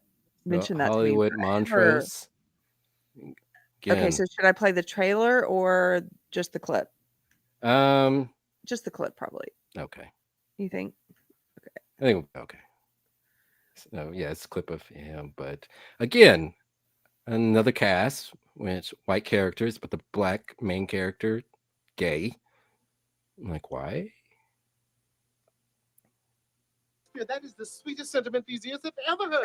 No. I was rehearsing the play. Wow, over the top. You're Yes. so right. You're so right over the top. I was rehearsing the play. I always find it best not to explain. It adds a certain mystique to one's reputation. No. I'm a regular kind of guy, okay? Don't disappoint me. When you're finished with your conversation, please bring her to window number 3. Sure. You cut off the Okay, who's that actor? I know him. Oh, I'm forgetting his name. I'm gonna do the search. I have to look. I can't. Yeah, I have to look up the actor because I know him and I feel whatever I've seen him in, I love him. Andrew McCarthy. No, not the white guy. The black gay that guy. Oh, Meshach. How do you? I'm not sure I pronounce the name. Meshach Taylor. He passed away a few years ago, sadly. But what is he in? What else is he in? Okay, I'm not going to derail the show. I'll look this up later. But I also was thinking that like now, even though there's a overrepresentation of blacks on television for sure, now I think their portrayals aren't as flamboyantly gay because they're straight actors, and Hollywood's concerned about straight actors being too stereotypically gay. But if it's a actor who is gay and flamboyantly gay, then I think they can be as over the top gay as they want because nobody's going to tell them that they have to tone down their gayness. Right. This is just, there's a whole recipe that they have for it. Okay, so this is what is this? This is Designing Women. You pulled up the wrong one. Did I put in the wrong one? It's the wrong clip in there. So this is Tu Wong Fu. Oh yeah, Tu Wong Fu. That was the next one. Let's see. Okay, hold on. Let me get the clip real quick. But you can play Tu Wong Fu while we got it up. Wesley Snipes, he's been a killer and a commando. Patrick Swayze, he's been a heartthrob and a hero. But these tough guys are about to face the most physically challenging roles of their careers. Let's give it to him, girl.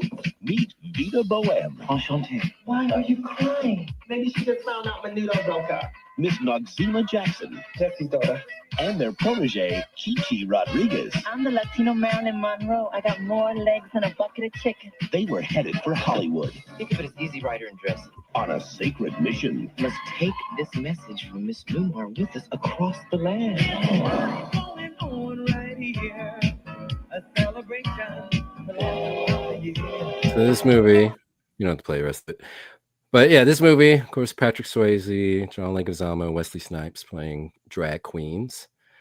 And while you pull up the other clip, I was thinking about, too, one of the reasons why I think there were a lot of portrayals of gay black men, especially when RuPaul, which we'll get into in a moment.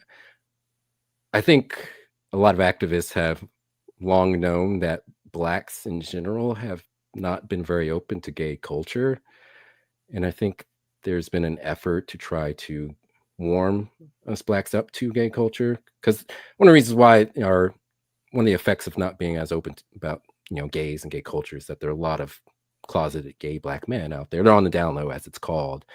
And so I think a lot of people thought about pushing that image of men who are gay or even men in dresses as something that can start to erode that hostility towards gay culture. This is it's just, I don't know, it's such an interesting part of film history to even see. They knew what they were doing also. It's such an interesting part, I was going to say, to see these guys who have been known as like heartthrobs and very masculine and actors and everything to do the men in dresses thing. Mm-hmm. But they knew what they were doing too, because that's the way they did the trailer. I don't think I've ever seen this trailer before, but the way they tease it at the beginning. Mm-hmm. Like, look at these really masculine actors, and now we're about to put them in dresses. Yeah, actually, and let's skip to RuPaul. Yeah, but well, actually, I've got the Designing Women clip. You don't want to see that anymore? Well, I just realized that's that actor. That's that actor from Mannequin. That's why I was like, why do I know this guy? It's the same actor. Yes, it's Meshach Taylor. That's why I was like, why do I know this guy from the Mannequin actor? It's the same actor in Designing Women. So he played, he is the same guy. So he got typecast as the gay black guy. Yes. So how funny that we were trying to I'm like, why do I know him and love him? Because he was in Designing Women. I'll just play just a little tiny bit. All right. You've got a big heart, Julia, but you just don't understand what it's like to be me. You don't know what it feels like when women clutch their purse when they're walking down the street next to you, or when people lock their car door when you come by in the crosswalk. Most of the time I try. This guy? Yeah, that's what I'm saying. Like, what? First they were afraid of the black skin, but then when they realized it was flamboyantly gay, they were okay. Yeah, exactly. What is he talking about? Nobody hears him. It's like, oh, let me lock my car door. This guy's so like forced. I was like, I thought this was a comedy show, and I'm like, wow. He's carrying a purse. They clutch their purse. They probably grab their purse to see if he's got the same one. Okay. You want me to go to RuPaul? Yeah, RuPaul. There were other ones. Chris Tucker, like he's on the thumbnail. His character isn't specifically gay, but he's clearly gay in The Fifth Element. Ving Rhames played a drag queen in Holiday Heart, which I never heard of, but it's that. I can never pronounce this guy's name. Chiwetel Ejiofor, the guy who's in 12 Years a Slave. He was played a drag queen, Kinky Boots. Yes. I don't know how to say his name Wayne either. Brady also played in Kinky Boots play as a drag queen. It's a lot. Jeffrey Wright, the great Jeffrey Wright, played a gay man in Angels in America. I remember this character. Nelson Ellis in True Blood. I regret spending 7 seasons watching this show. Yep. But I was a completionist, and so I had to finish it out. There was only one good season, but yeah. There are also scenes where he's dressed up like really very effeminate in ladies' clothes. A lot of makeup, yeah. A lot of makeup. Yeah. You've got a lot here. Wait a minute. Yeah. Before we move on, I know you want me to pull up RuPaul, but just let me, since he was in the thumbnail art and I like this movie. I did the Chris Tucker, and I didn't know what you told me about Chris Tucker. He found Jesus and he didn't want to promote weed anymore. I didn't know that. Yeah. Was that after The Fifth Element? I believe so. Friday, I think, is 95. So I think sometime maybe in early 2000s. I think it's been.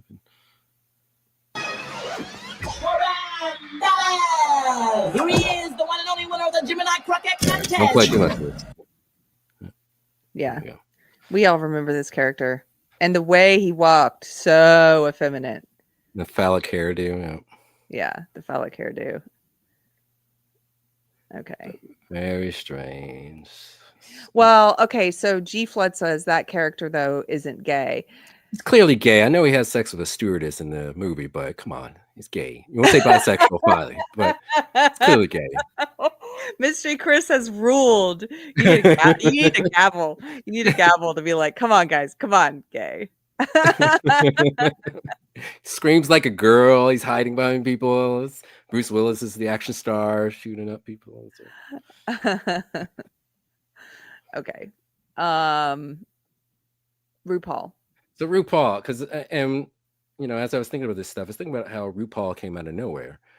Because RuPaul got popular because of his song Supermodel, and then all of a sudden he was everywhere, and especially on a lot of black shows, like Arsenio, which I put a clip in there of him, and that's what started making me think, like, well, it seems like there was an effort to push him, because he was in on Arsenio, he was on Oprah, he's on an episode of Sister, he's in an episode of In the House.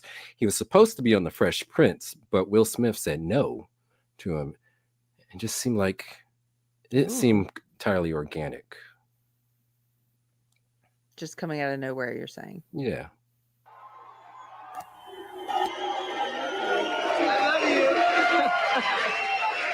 This is great. It's great. It's wonderful, isn't it? Yes. I love it. I love it. I feel all the love you're sending me. You guys, I wish there was a camera so I could remember all the love you're sending to me and the love energy from over here. You're absolutely the best. Wow. Because Arsenio was like the hippest show, like late night talk show at the time when he was out. And so to have RuPaul on there was a big thing.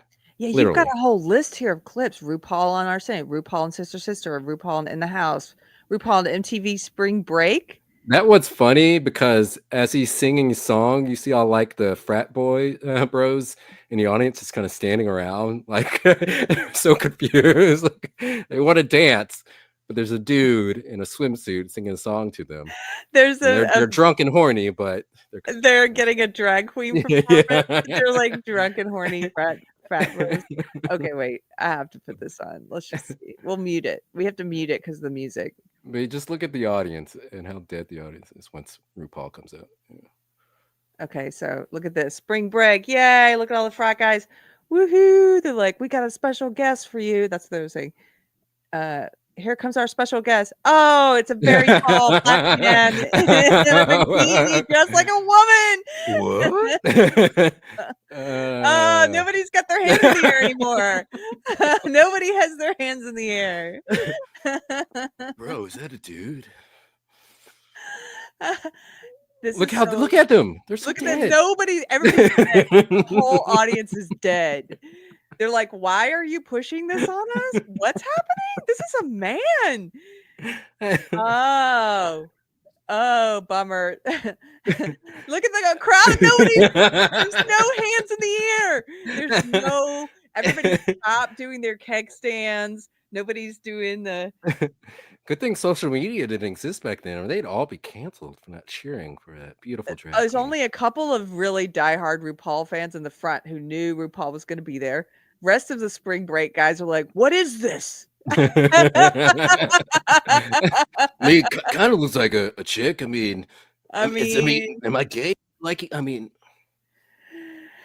What's that old country song about the more beer that you drink, the better she looks? Do you know that song? No. There's some guys that are like, oh, I'm gonna keep drinking. Anyway. Wow. Okay. Somebody said, it was a great comment here, which we sort of mentioned this earlier. Yeah, JBO5 says, this was in 1993, but I thought gay people were not allowed on TV until like 2018, the way that lefties act. Yeah, that is how they act, right? They don't know. They don't know anything. They just pretend like, there were never any representations of women or Black people or gay people. And before we move on from RuPaul, can you just bring up that very last clip? RuPaul went on The View in 1997 and gets into a little bit of spar with Joy Behar. Was it about Joy Behar wearing blackface? I wish. She did wear blackface. If you're visiting from the left, Keep forgetting that's true. If you're vacationing with us from the left, Joy Behar did wear blackface. Okay. Here we go. Can't believe the show's been on this long. I know. RuPaul, when you dog my girl, I was saying Joy looked like I was not dogging her ass. I was just telling it like a TR is, okay? But Miss, excuse me, you call me Butch? Honey, but you're a bitch. Must always remember when you say mean things to the co-host, they get to come back at you. That was not a mean thing. I'm just stating facts. And she came on my show, talk about, you look like why is it that you look so great in a dress and I can't? You know what? I take it back. The Butch thing was a compliment, but the voice is not. There you go. And look at Miss Behar now, because that's glamorous. Well, you know what? I have to say, and when I saw her backstage, I have to say that they did fem her up. I love the haircut. The hair looked great. The hair Wow. That's the kind of shade, a drag queen shade, where it's just like, I have to say, it's that backhanded compliment. You know who does that well? Southern women. Old Southern women. That's what drag queens borrow all of that from old Southern women. But like, I have to say, you look so nice. They filmed you up in the back, Guess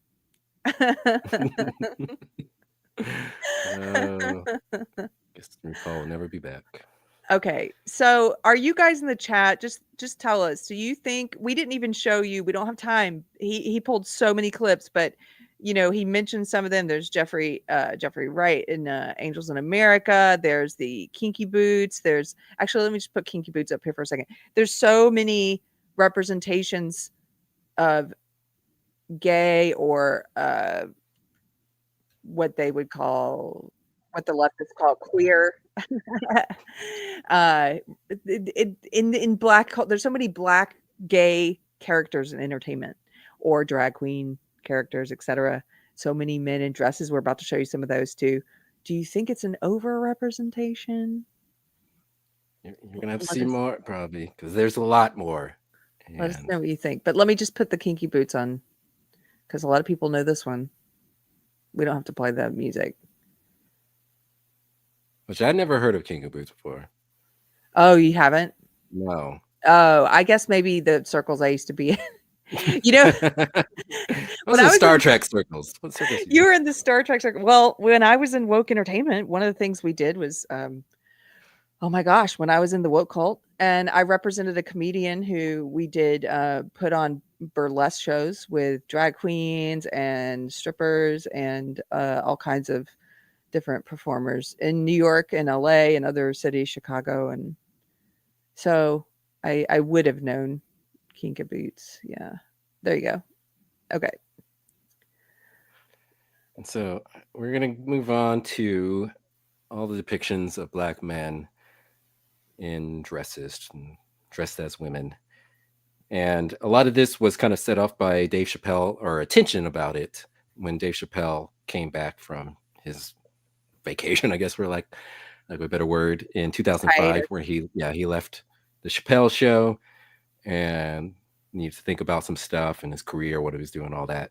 He came back and did an interview on Oprah, and he was talking about how he got offered to play a character, but he had to wear a dress in the movie, and he thought that was kind of weird. So this is his famous statements that a lot of people are now, because of what he said, are looking extra close at all the portrayals of Black men in dresses and agreeing that there's some kind how of many there conspiracy. are. Yeah. Yep. I'm a conspiracy theorist to a degree. Like when I connect dots that maybe shouldn't be connected, I don't know. But certain dots, like when I see that they put every Black man in the movies in a dress at some point in their career, I'll be connecting them down like, wow, these brothers gotta wear a dress. This happened to me. I'm doing a movie with Martin. Yeah. The movie's going good. So I walk in the trailer. I'm like, man, this must be the wrong trailer because there's a dress in here. They come in.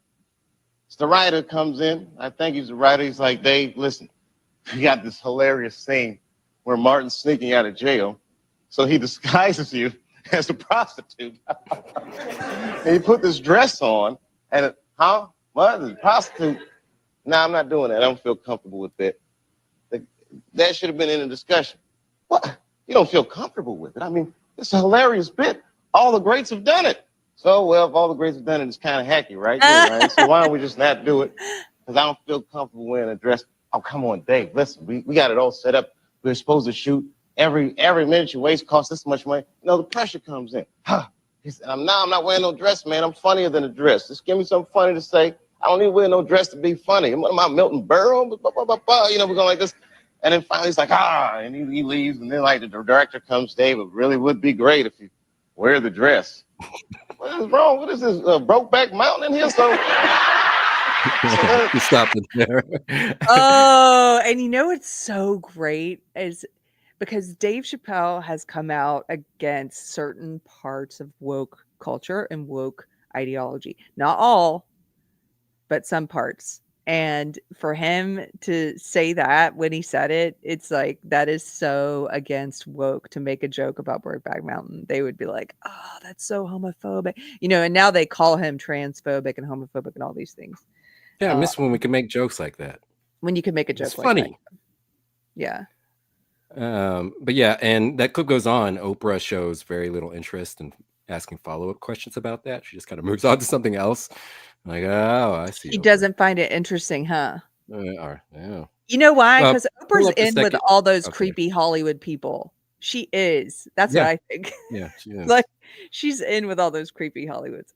I've met Hanging Dave out with Bill Chappelle several Gates. times when I was in the comedy world, Mhm. and you know, he was always just. I mean, who knows? Because you're just meeting someone in passing, but every interaction that I had with him or that a client I worked with had with him was he was just down to earth and positive and super cool and not a prick like most people in the entertainment industry. Well, that's good to hear. Yeah, he's. I think genuinely good gut feelings about him. He's a good guy. I've never ever met Oprah or anything, but I have just bad gut feelings about her. I don't know, you know, all the news you hear and everything. Who knows? Talking out my butt. I have no idea. I have no idea about Oprah. Frying Pants, who's been a member here for 19 months. Thank you, Frying Pants, says maybe this was all part of the long road to quote queer all of culture.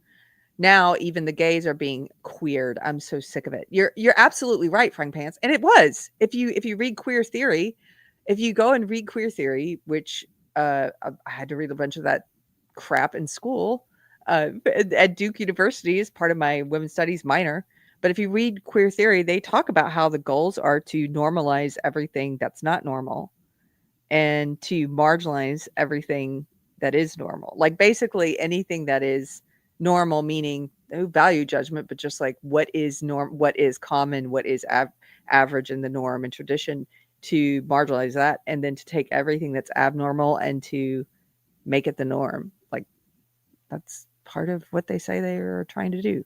Yeah, and I think a lot of it was tested out on blacks, because another reason why I think there's a push to show a lot of feminine black men is to keep women the head of the households, and so women Yes. are also dependent on government to provide instead of a father. Yes. Therefore, easier to control black And families. they openly talk about destroying goals being destroying the traditional family, destroying the whole structure of the family, the way that society, like the smallest building block of a healthy society is a healthy family, but they want to destroy the family. They think it's, you know, anything that is the norm and is traditional is therefore bad.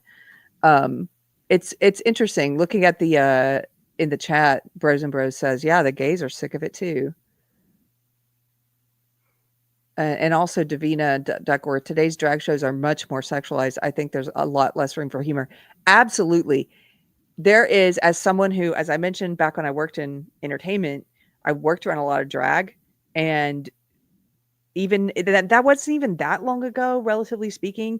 A lot of it, yes, there were sexual themes, yes, but there was a lot of humor as well. But it was always for adults. Even the humor was also a lot of times about adult topics. So it was always for adults. But now what they're doing is taking this entertainment that was for adults and they're putting it in front of kids, and they're ramping up the sexualization while they're doing it. It's crazy. I think the gay culture at one point in time was counterculture. Now it's mainstream culture, but I think there are those within the culture, some, not all, obviously, but some of them that still desperately want it to be counterculture. So they keep pushing boundaries. And actually play the second clip too, Keri, by the way. But they keep pushing these boundaries, hoping to set people off so they can point and go, look, there's the bigots. We got to keep doing what we're doing and doing all this sexual stuff in public and around kids. And also with when I was talking about this push of gay culture on blacks, if you remember Barack Obama, when he came out, he and a lot of Democrats up until like his presidency were against gay marriage. And he constantly talked about how he defined marriage between a man and a woman. But then during his presidency, when gay marriage became law of the land, I guess he made the decision to light the White House up in rainbow colors, the pride flag colors. And black people were okay with this. They were okay. Because Barack Obama was Black Jesus, still is to a lot of black people. And he says things are okay, then it's okay. And so I think you see that there has been a softening in blacks and culture in general, but particularly blacks, because of things like, you know, what Obama's done, but also entertainment. I've got this next one, the Cat Williams one, pulled up. That's the one. Yeah, can you play that short video, the short version, please? Wait, right underneath it. Oh, so the second one. Gotcha. Yes, that one. So Cat Williams was on Shannon Sharp's podcast, and he talked a little bit about this conspiracy or whatever is going on about black men in dresses, and he has some interesting things to say. Okay, hold on. I love Cat Williams. He could get a little out there too. Like, you ever seen him on Joe Rogan's podcast? He gets deep into some conspiracy stuff, which is entertaining, but a lot of it's too far, in my opinion. Martin tried to put me in my first dress. When he had to go on his hiatus, he tell me, Cat, when I come back, I need you. You my young partner, you my brother in comedy. When I come back, just promise me that my next movie, it'll be me and you. We gonna do it together. We gonna do some buddy cop shit. I said, Martin, you got my motherfucking word, my nigga. Go do what you gotta do. When you come back, I'm in your movie. Don't trip. I don't need to see the script or nothing. You know, we get in that office and this fool pull out Big Mama's House 2. I almost died. And I gotta read this script from all these good white people. Where this nigga want me to get in a dress with him. And I'm literally saying to everybody, why is he in a dress again? You already played the old lady as an FBI agent. We can play anything now. We can be playing a dog catcher this time. Why do we need to be in a dress? Martin tried to... I like the way he breaks it down. Yeah. You could do anything you want. Why are you doing the dress again? But it's funny that he mentioned Martin because that's what Dave Chappelle mentioned in his clip. You remember it was a movie that Martin was in. Also Martin. And we'll get to later Brandon T. Jackson, who talks a little bit how Cat Williams warned him against being in a Martin movie dressed as a woman. And Brandon T. Jackson believed that ruined his career. But we'll get to that later. By the way, just to answer your question in the chat, hey, Texas Sheep Lady, she says, did Chappelle ever put on the dress? Well, he didn't, right? Pull up this next clip, Keri. What? Did he? No. Why? No. What is this? Like Invasions of the Body Snatchers. Everybody. I'm wearing a dress right now, Keri.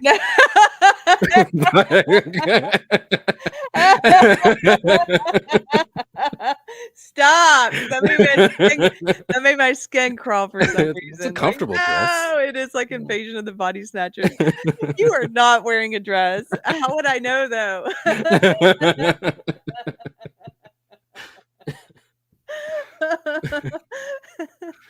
Oh, I love your sense of humor. Okay, here we go. This is so disappointing. I didn't know that he did this. Yeah, let's play a little bit of this. Okay, here we go. I'm a conspiracy theorist to a degree. Like when I connect dots that maybe shouldn't be connected, I don't know. But certain dots, like when I see that they put every black man in the movies in a dress at some point in their career, I'll be connecting them down like, wow, these brothers gotta wear a dress. Time out. What is wrong? I should have never worn these shoes. Just don't match my purse. Blinking, fix your boobs. You look like a bleeding Picasso. Goodness gracious. What do you think? Well, Howard, Hey, Robin, what's the matter with you? You have a cold? As a matter of fact, I do. Really? That's probably a chest cold. Hey, Robin, you take a temperature? Mm-hmm. Yeah, we just stick the thermometer. Oh, very good, Robin. Hey, I'm getting a fever just watching. Hey, let me tell you something, Robin. Wow. Well, wait, go ahead. No, I was going to say there's others. Somebody we talked about earlier. Well, some people are asking, I don't know what this is from, first of all. People are asking, do we know what these the context of these are? Are these from his comedy show? Like, I'm just curious. I mean, Well, the first one's Robin Hood Men in Tights. Oh, Robin Hood Men in Tights? How funny. Joshua says, I effing love this movie. Yeah, I love Robin Hood Men in Tights. I haven't seen it forever, but now I want to see it. Manly men. We're men in tights. And what was the other one? Where there was like that was a Howard Stern bit. Okay. Oh, was he playing Robin or something? Yeah. He was playing Howard Stern's co-host, Robin. Yeah. It's just so funny. Okay. Let's see. Yeah, pull up this one. So we talked a little bit about Steve Urkel at the beginning. Well, Jaleel White was in a dress as Myrtle Urkel, who's Steve Urkel's cousin. And here's a brief clip. Just show a little bit of this, and then I want to play an interview where he talked about the reaction of his cast mates to him in a dress. Oh my, you look scrumptious.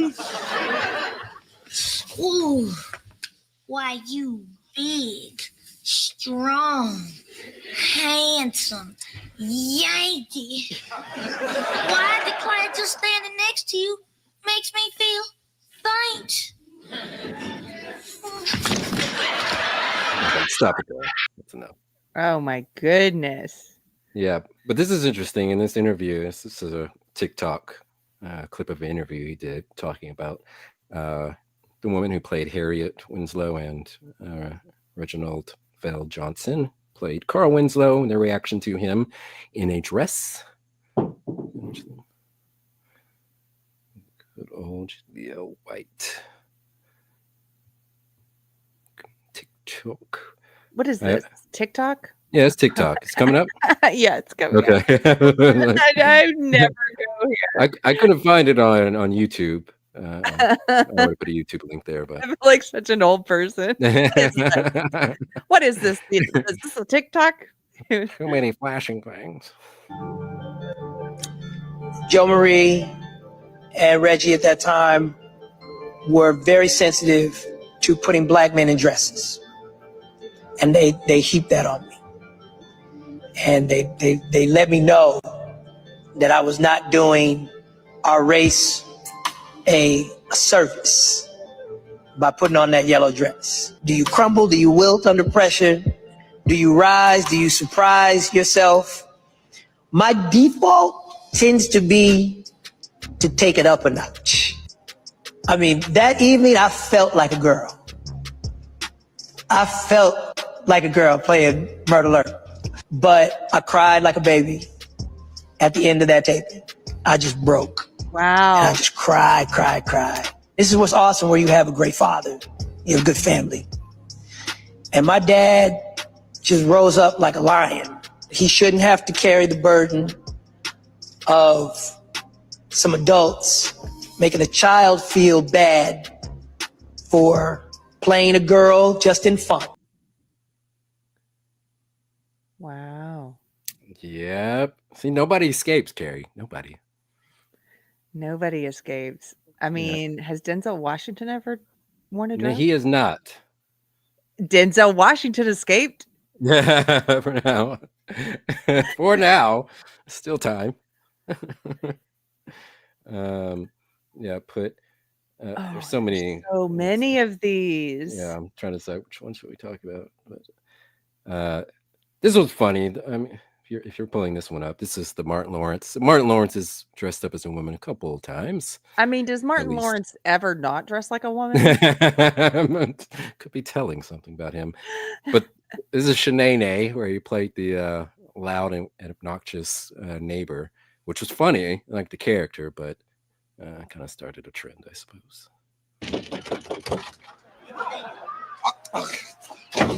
What do you want, Shanae? Oh my goodness. If it isn't Little Miss Attitude, why are you always over here? I mean, don't you have a bag? Look, I don't have time to play games with you, okay? Hey, but ain't nobody playing no games, all right? Ain't nobody playing no games, all right? All I want to know is why Martin had a party and didn't invite me. I mean, I like the party,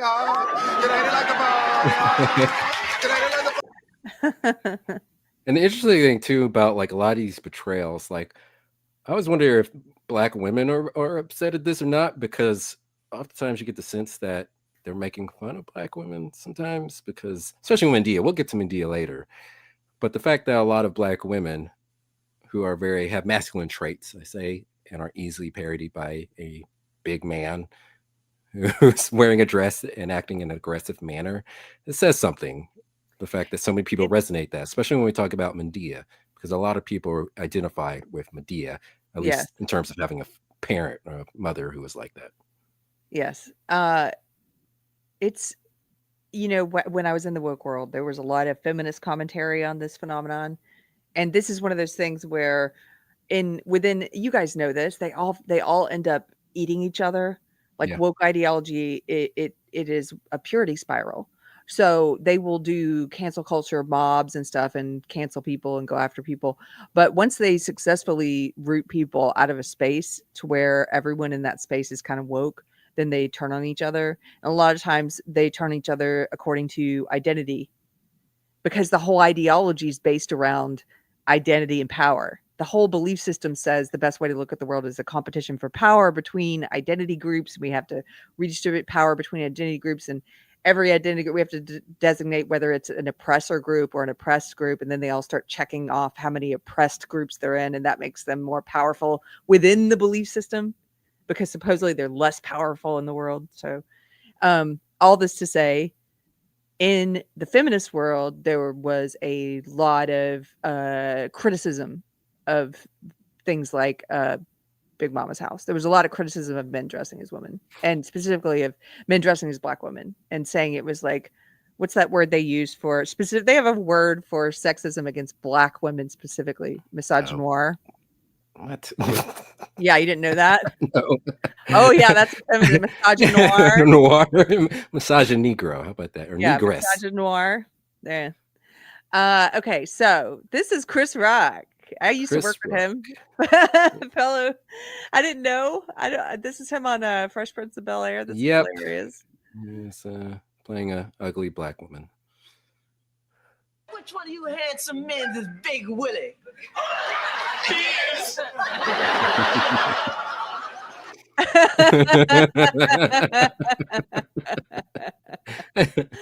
No.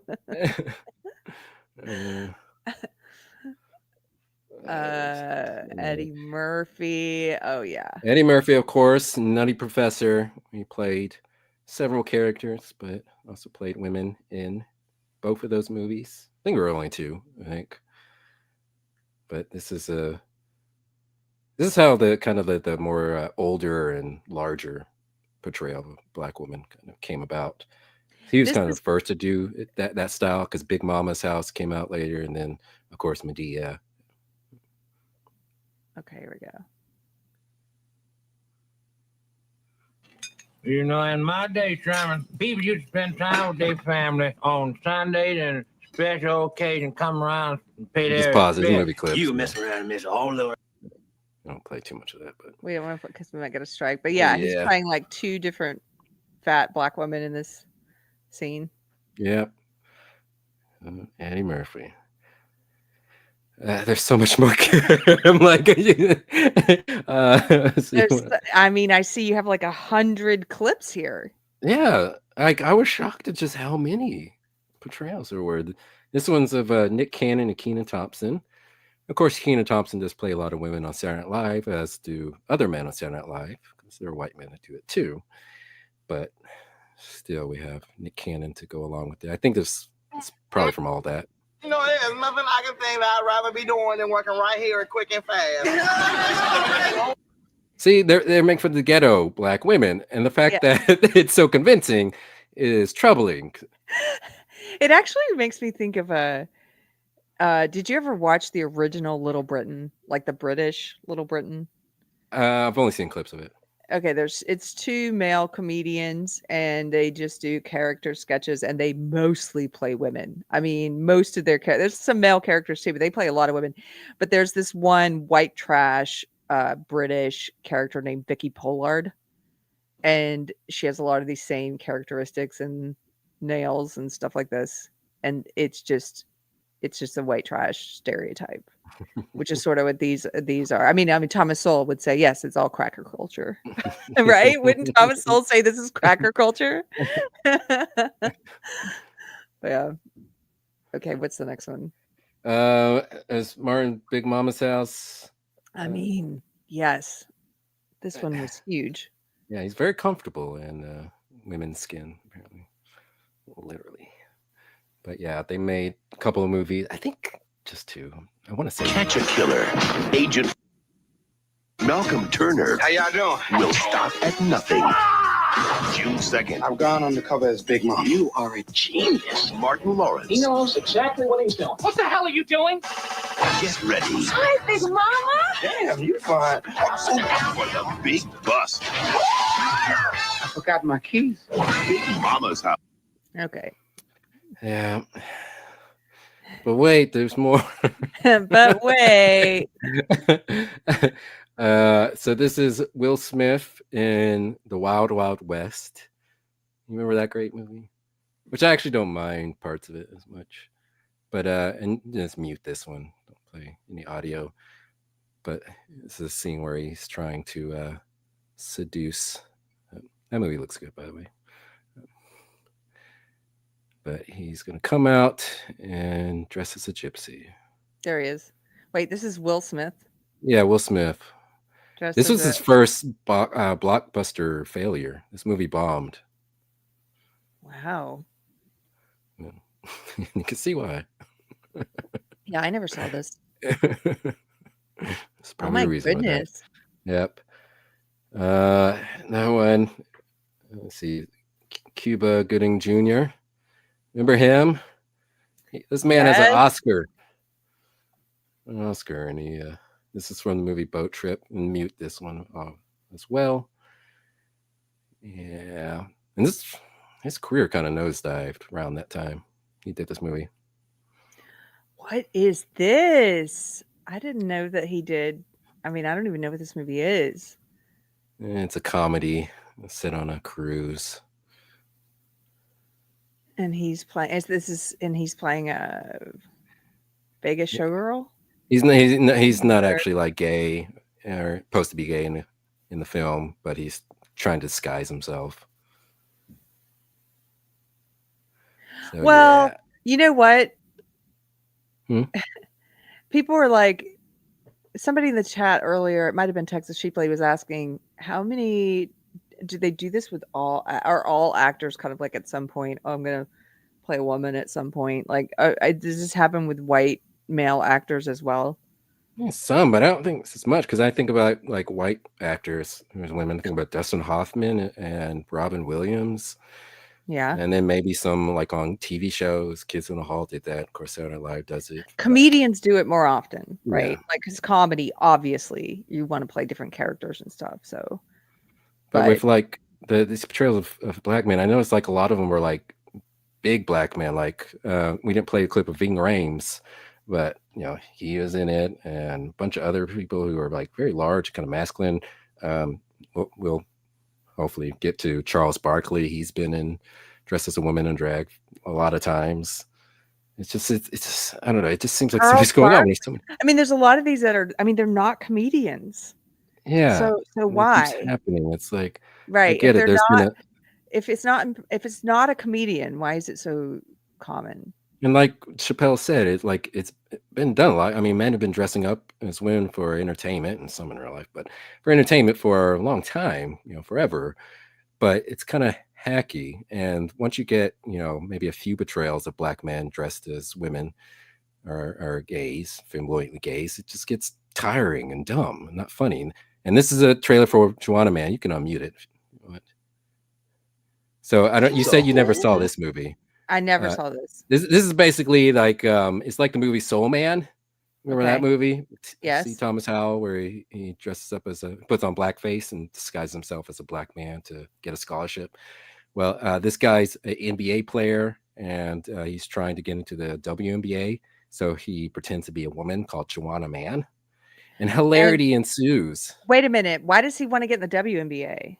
I'm trying to remember what. Is it because he wants to be the best? Is it like all the trans women now, like all the so-called trans women, the male athletes who are competing in women's sports? I forget the reason why you're doing it. I can look it up. It's been a while. I mean, that's kind of what's happening now.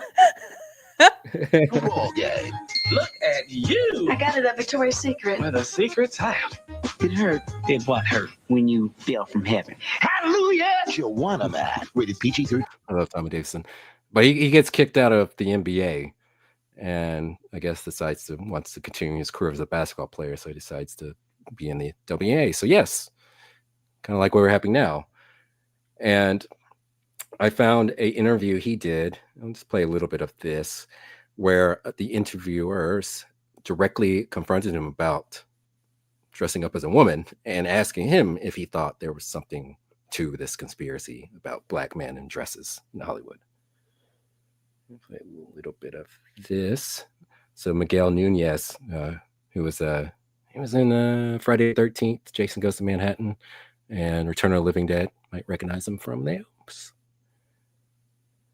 I think that it depends on what the role is. Like, you remember, Juana Man was a guy dressing up as a woman so he could continue his career and he could do that. Now, if somebody would have told me, like right now, I don't have a problem. I'm a Christian, and I believe what God said, and I treat everybody equal. I try to love everybody. I firmly believe that. He doesn't answer the question at first. He gives this long answer. It's not my position. So you skip to the 5:25 mark because they ask him again. He's like trying not to answer it, and he goes on this tangent about not wanting to judge people and all that. Like, okay. with that said, do you feel as though there's agenda in Hollywood to put black men in dresses? Because we have conversations. No, not at all. Not at all. Not at all. Okay, so speak on that if you don't mind, because Dave. No, I don't think so. I mean, Jackson. Keep going. What were you saying? No, I said because there's been a number of actors you've heard Dave Chappelle talk about in the past. Brandon T. Jackson, who played in Big Mama's House, who Martin Lawrence spoke on it about how it seemed. Martin Lawrence did it with Big Mama. He did it with Big Mama's House. Tyler Perry did it. I did it, and there was somebody else that did it. Robin. I mean, a ton of people have done it. He's not asking you to list everyone who's done it. He's asking, do you think you just said that you don't think there's an agenda to put black men in dresses? So he's asking you, why don't you think that? Williams did it. What's the guy named? The Verve Tootsie did it. Some Like It Hot did it with all the three of the Brat Pack did it. Larry Johnson. Larry Johnson, the basketball player. Oh, Grandmama. Yeah, Grandmama. Yeah. But I don't think. I just think I don't think there's nothing wrong with it. I don't think there any. I don't think there's any plot or plan with it. I just think those are just great characters. But he's also trying to get Juwanna Mann 2 up and running, which not in this climate. Right now? Yeah. He's oh my goodness. How funny. That's like what's really happening. Yeah. I mean, it's sort of like Daily Wire already did it. Lady Ballers. Mm-hmm. Well, yeah. Well, it's funny because he comes on to talk a little bit about Tyler Perry and how Tyler Perry, that's how he got his foot into Hollywood. And I was thinking, like, are you hearing yourself? Like, you're saying, like, this is what Tyler Perry had to do in order to get Hollywood to notice him. Like, he was a struggling playwright. And then he wrote a play with himself dressed as a woman and was able to turn that into a movie. And then Hollywood came after him. Like, that actually adds more fuel to the conspiracy that many people believe. Adds more fuel to the fire. Like, yeah. Where it's like, oh, he wasn't doing anything until he dressed like a woman. On June 23rd. I want to be what the action is. Okay, Blackie Chan. They may be deep undercover. You sure this is going to work? Just trust me. But there's some things they can't hide. From the director of Scary Movie. Don't hurt yourself, sweetheart. Don't worry. I won't. So disturbing. This movie's nightmare fuel. White Chicks. Yeah. You seen it? I don't remember. I don't think so. Blocked it out. So dramatic. If I saw it, it wasn't memorable. I mean, I've seen clips of it. I know that. I'm familiar with it, but I don't think I've seen it. No. The Wayne brothers, Sean and Marlon Wayans. There's more. There's Wayne Brady. He was in a Kinky Boot thing. I guess I could have put this in the gay section, but he was in I think it may have been a Broadway production, but he was in drag. See, nobody escapes. Well, Wayne Brady, isn't he on the record talking about how he's bisexual and has he said that? Yeah. Or did he say? I thought maybe he said. Did he say he was pansexual or something? Oh yeah, pansexual. What the hell does that mean? That means anything and everything, baby. I mean, it means hedonist and narcissist, in my opinion. If you break it. Yep. Okay. Got you. Wayne Brady. Got it. Oh, The Rock. What? No. He was in an episode of Hannah Montana where they put makeup in a woman's hairstyle on him. And see, it's funny. Do you feel like part of that is just sort of, though, because he's The Rock and he's so masculine and large and... Yeah, I think, there's certain... It's funny, right? It's comedy. Yeah. But again, I'm just saying, like, looking at it as a whole with so many, you got to ask that question. Because obviously there are moments where it's funny to seeing a big masculine dude wearing makeup or dresses. Yeah. But when you see it so often, and like I said earlier, when it starts losing its humor and it's still happening, you got to ask questions. That's it. Yeah. That's the one. And now for the best part. A Himalayan temple massage. All right. Oh, Rocky, likey. Okay. Yeah. There's it's like it's gonna press him like, what the hell's happening? I know it doesn't. list, and there's just so many. Wait, so this is Brandon T. Jackson. Now you mentioned this one, or actually the clip that we saw, the previous interview clip we saw, this guy mentioned. Mm-hmm. Yeah. So Brandon T. Jackson, for those who don't remember who he was in Tropic Thunder. He was the actual black guy in Tropic Thunder, if you remember him. And so he did a role in Big Mama's House. Yeah, there were 3 Big Mama's House. I knew it. I was like, I think there's 3. How do they make 3? But yeah, and I have an interview with him where he talks about how he believes it ruined his career. I don't play too much of that. That's him in the dress. Yep. Singing. Oh, and there's Big Mama. Okay. Okay. And if you pull up this interview here, which I don't know about this movie ruining his career. I don't know. I think his career would have been ruined no matter what. But I don't think the movie itself contributed to his career that much. It might be a kid. Just put him in a dress. What do you think the dress is about? Is it to tone us down, to tone that realness down? I think the dress, personally, is a thing that is not in our culture to do. And I think everybody will want to put their culture on us. No, not to hate your culture or your God. Mm-hmm. If your God say you can put on a dress in your culture that's normal for you, that you have the right as a human to choose that. But me, for my God and my culture, my ancient culture, we didn't do stuff like that. Yeah. So I was cursed by it. I believe it was a curse that went with that personally, because nothing went right since then. That's truthful. No one can tell me, hey man, you thinking too much, man. You sit down, man. Everything went wrong. It's like everything went right. Everything went wrong when I put on that dress. I'm telling you, I lived it. Yeah. Is there any even Martin, things went wrong when he did it too, because Martin is very anointed. Martin is a very strong man. And Dave Chappelle said that too. He said things about that too. And if you look at Martin's Arsenio Hall interviews, you look at him now, something's changed.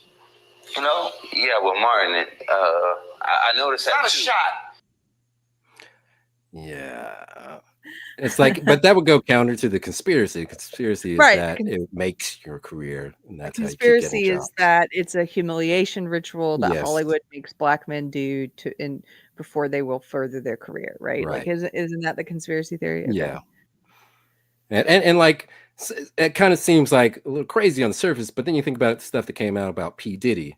You're like, well, like, I don't know. There's some really weird freaks in Hollywood.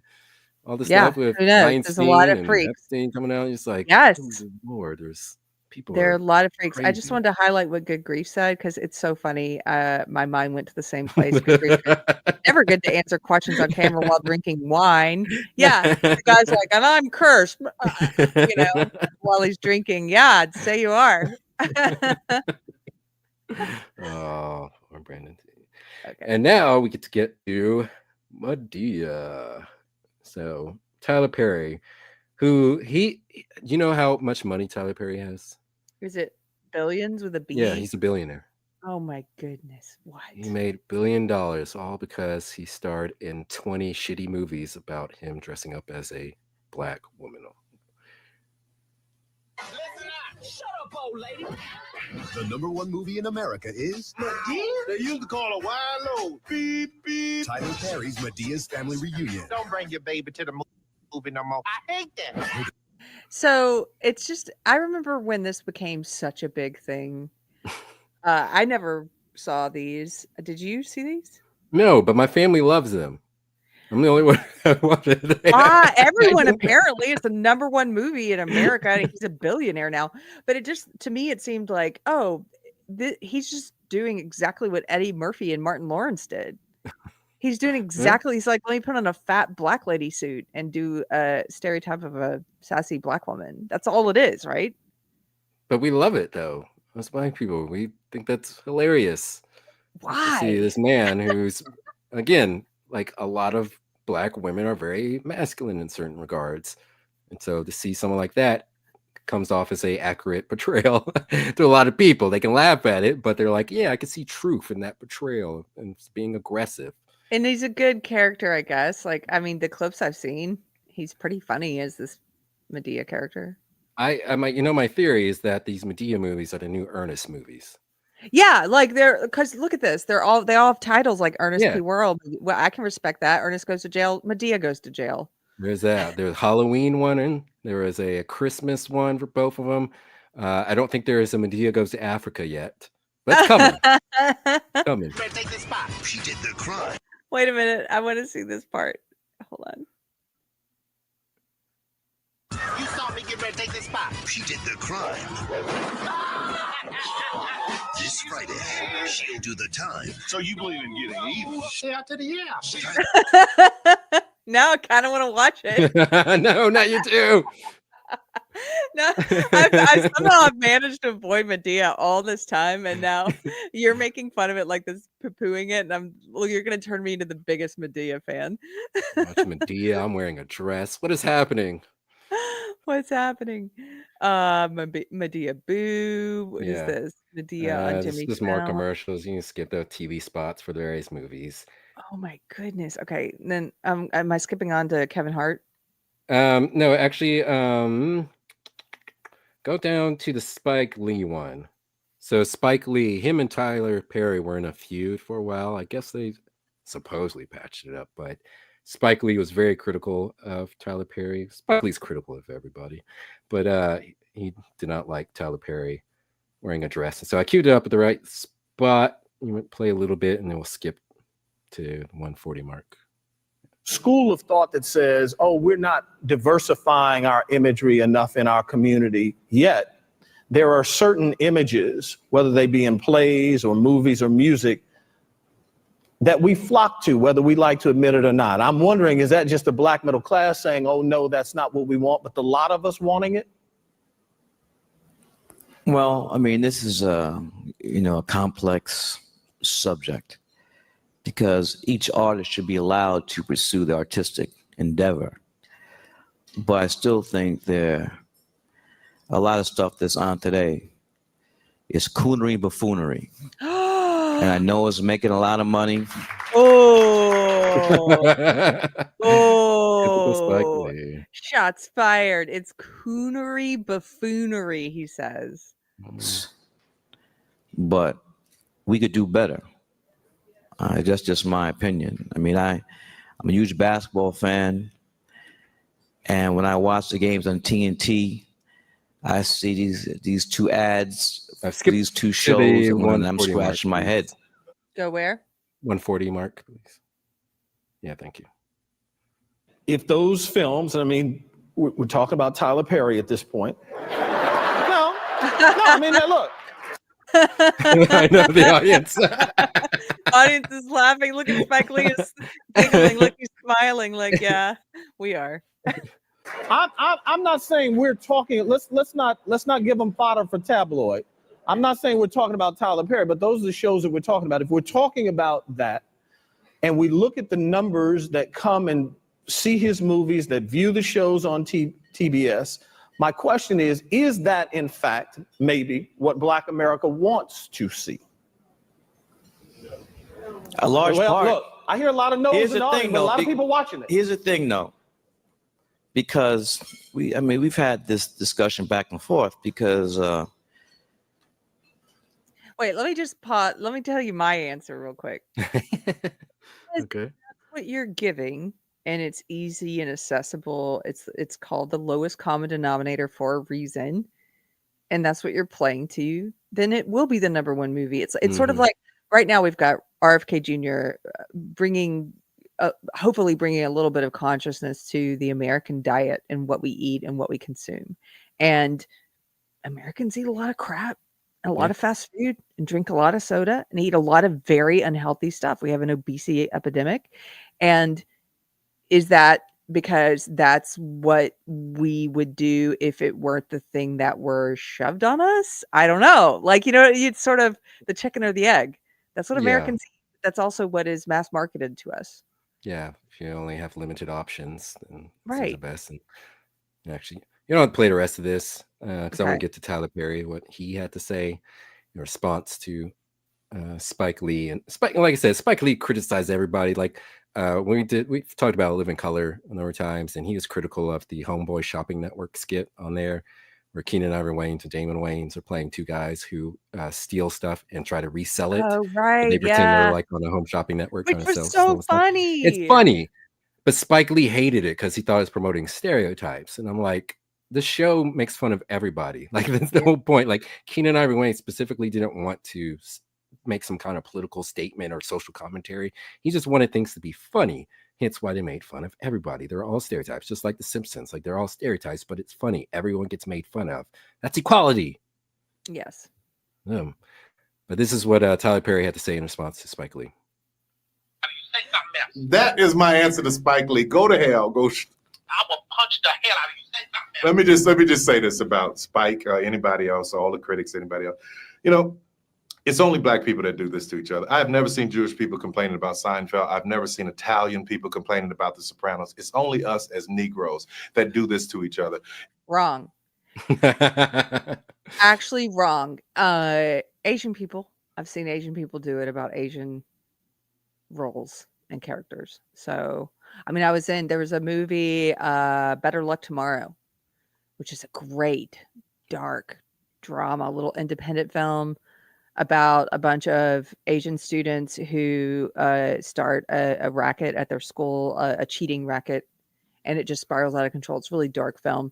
And I saw it when it first premiered, and the actors were in a panel. This is when I lived in LA, that all the actors were on stage at this presentation, and they were talking about how when it premiered at Sundance, there were a lot of Asian people in the audience who stood up and were just very angry. Like, how dare you portray us? How dare you portray your community as, you know, these bad guys, these bad characters and murderers and stuff. And they're like, oh my goodness, can we not play varied roles? So I'm just saying it's not just black people. And by the way, women do this too. Women are like, how dare you play a woman that's like blah, blah, blah. Yeah, it's easy being selective. You're out, right? And I can't fix it. Booker T. Washington and W.E.B. Du Bois did it. You know, Langston Hughes said that Zora Neale Hurston was a new version of the darker. This woman wrote Their Eyes Were Watching God. She spoke from a Southern point of view. Here Langston is in New York with his Harlem slickness, and he couldn't understand it. You know what I'm saying? Yeah. It's kind of the same thing. I speak from the South. People love it. Why in the hell would I sit here worried about Spike Lee? Well, that's not all he had to say. There was another interview. Pull up the second one where he dresses him wearing a dress on some kind of radio show or something. How would you address that? Listen, Oh, I think Chappelle that's T.O. is one of the most brilliant people I have ever seen in my life, man. And Right just not just in comedy, but the man is smart, a heavy, Right on. brilliant thinker. So if that is the case in Hollywood, then okay, that's the case. But you got to understand, that's not my case, right? Nobody owned that dress, right? But me. That's right. Nobody told me. It's a $2 billion franchise. Nobody told me to put it on. That's right. Nobody makes me put it on. Okay. 19 movies since then. It's been my choice. So I don't. Maybe that's the way it's been for some other men who had done that. But for me, let me tell you how I look at this, man. I'm not a man that enjoys wearing a dress. For me, You sure as an about that? actor, it's a costume. That's right. It's like if somebody goes to Walmart to work, they put on their uniform. For me, that's putting on a uniform, going out, making people laugh, Okay. lifting them up, encouraging them. And But the thing is, you've noticed like a lot of movies he's been on in that haven't been Medea movies are much better. Like his characters are better, the quality of the movies are better. Like these movies, like I know I haven't seen them, but just based on what I get from these movies and trailers and everything surrounding them, they just seem like the same thing over and over. Just the same kind of bottom shelf, goofy comedies, the same trash that people just kind of lick up. And I don't quite understand why. I'm not opposed to him necessarily making it. I just wish people would have a little bit more diverse in their media consumption habits. Yes. But nah. And Pinkava, 19 movies as Medea. 19. And I don't think any of them have gotten above like a 25% Rotten Tomatoes score. Gotten above I don't think any of them have. You mean from the audience or from the critics?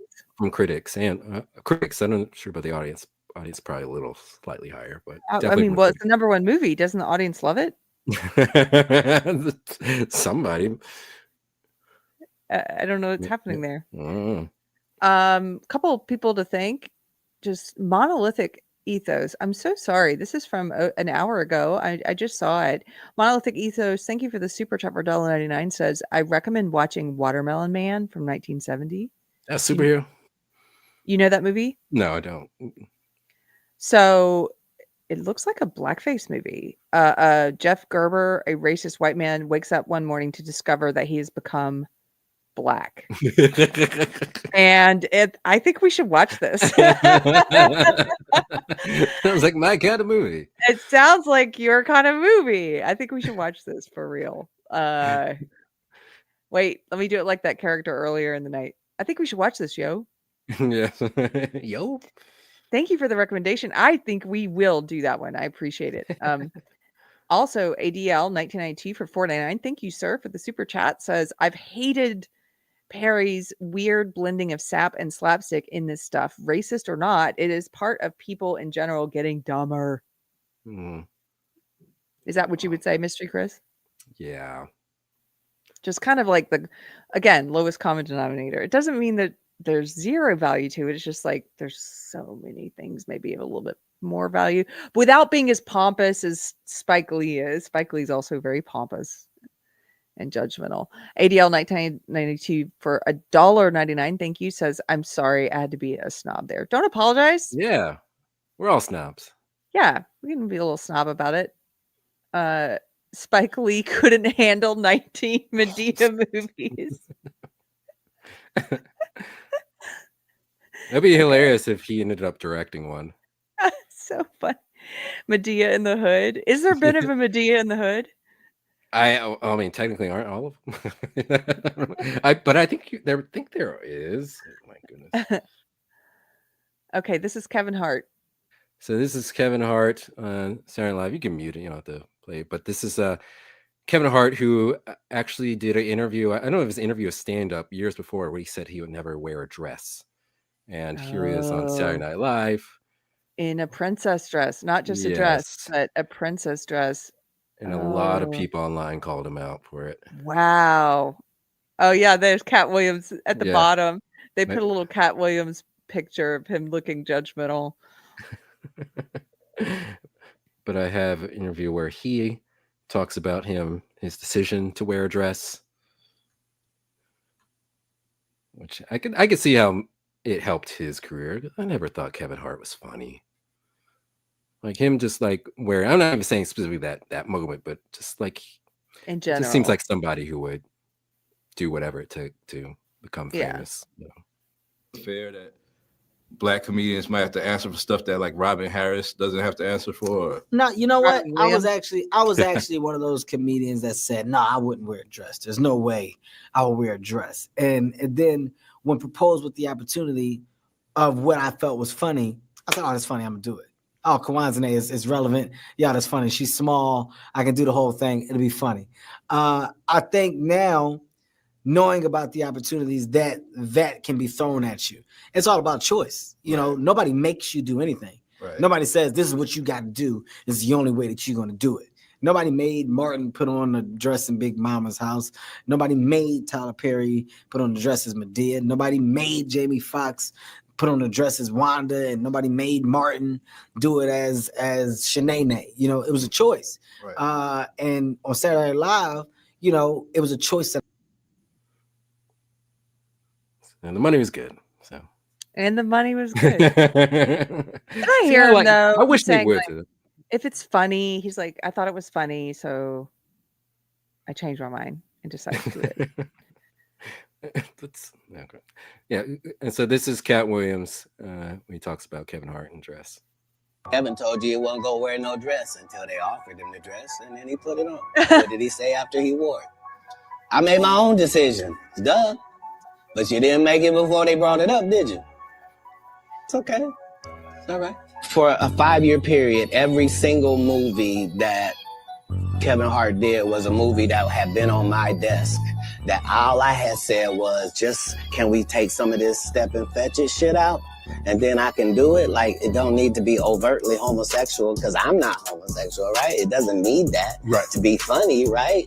And me saying that and them going, oh yeah, no problem, and then going to give it to this other guy and having him do it just like it was, and acting like I'm a bad person because I keep standing on my standard. But yeah, it's interesting, but I wouldn't change it for the world. Like, I dig Cat Williams. Yeah, I had Cat never Williams seen is that an clip. interesting guy. Yeah, where he's like, I don't want. I mean, this is just according to him. Who knows? But he's like, I don't want to do this step and fetch it gay stuff. Can you take that out? And then they're like, no, we'll give it to Kevin Hart. He'll do it. Oh, Kevin Hart taking leftovers. There's still more. So Cedric the Entertainer, he dressed up as a woman. I think this is for one of the shows he did, but he dressed up as a sassy black woman. And again, hard to tell the difference if it's a man, Now, it's a woman. do or any actually... of these black men ever dress up as non-sassy black women? Not anymore. I brushed some thoughts this morning. How could you possibly know that? Because I'm the cafeteria lady. I know everything. Now, out there, you might be a big math teacher or whatever.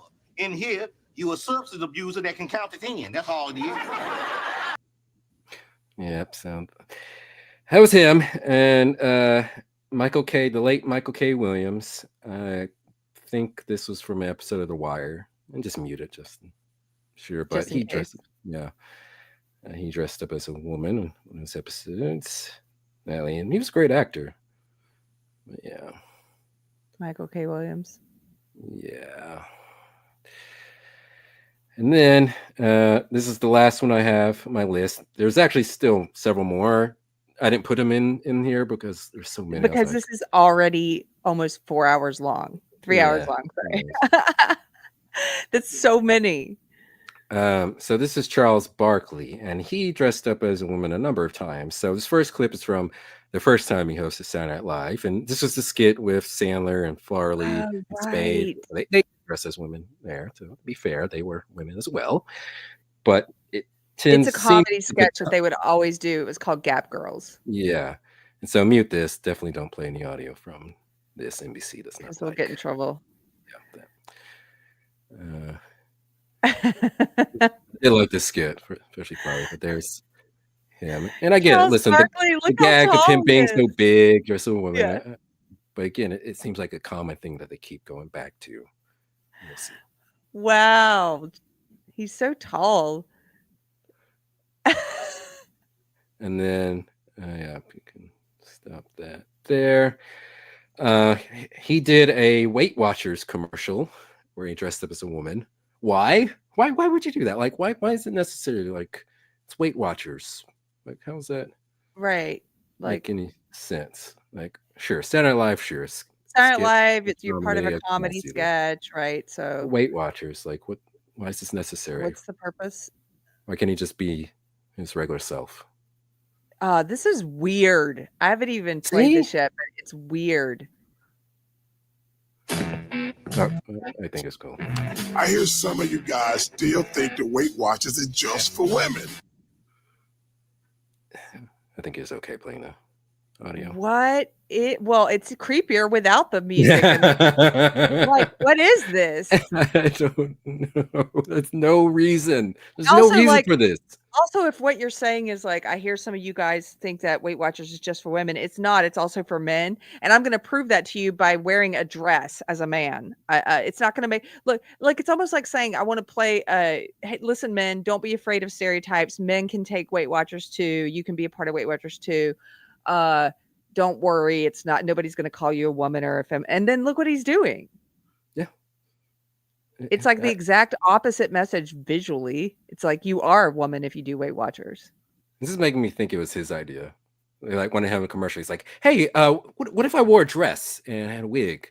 You're like, yeah, sure, Mr. Barkley. Oh, do you think he's one of those guys who looks for excuses? That's what it seems like. Because this is a clip from the second time he hosted Saturday Night Live, which is more recent, and of course, mute this as well. But again, they found a reason to put him in a dress. It's just, I'm noticing a pattern. It's not good. Fast forward till he comes in. There he is. There he is. Wow. Yeah. Yeah, he just see it's so hack. Like Chappelle said, it's been done a billion times. It's not funny anymore. It's just weird. Yeah.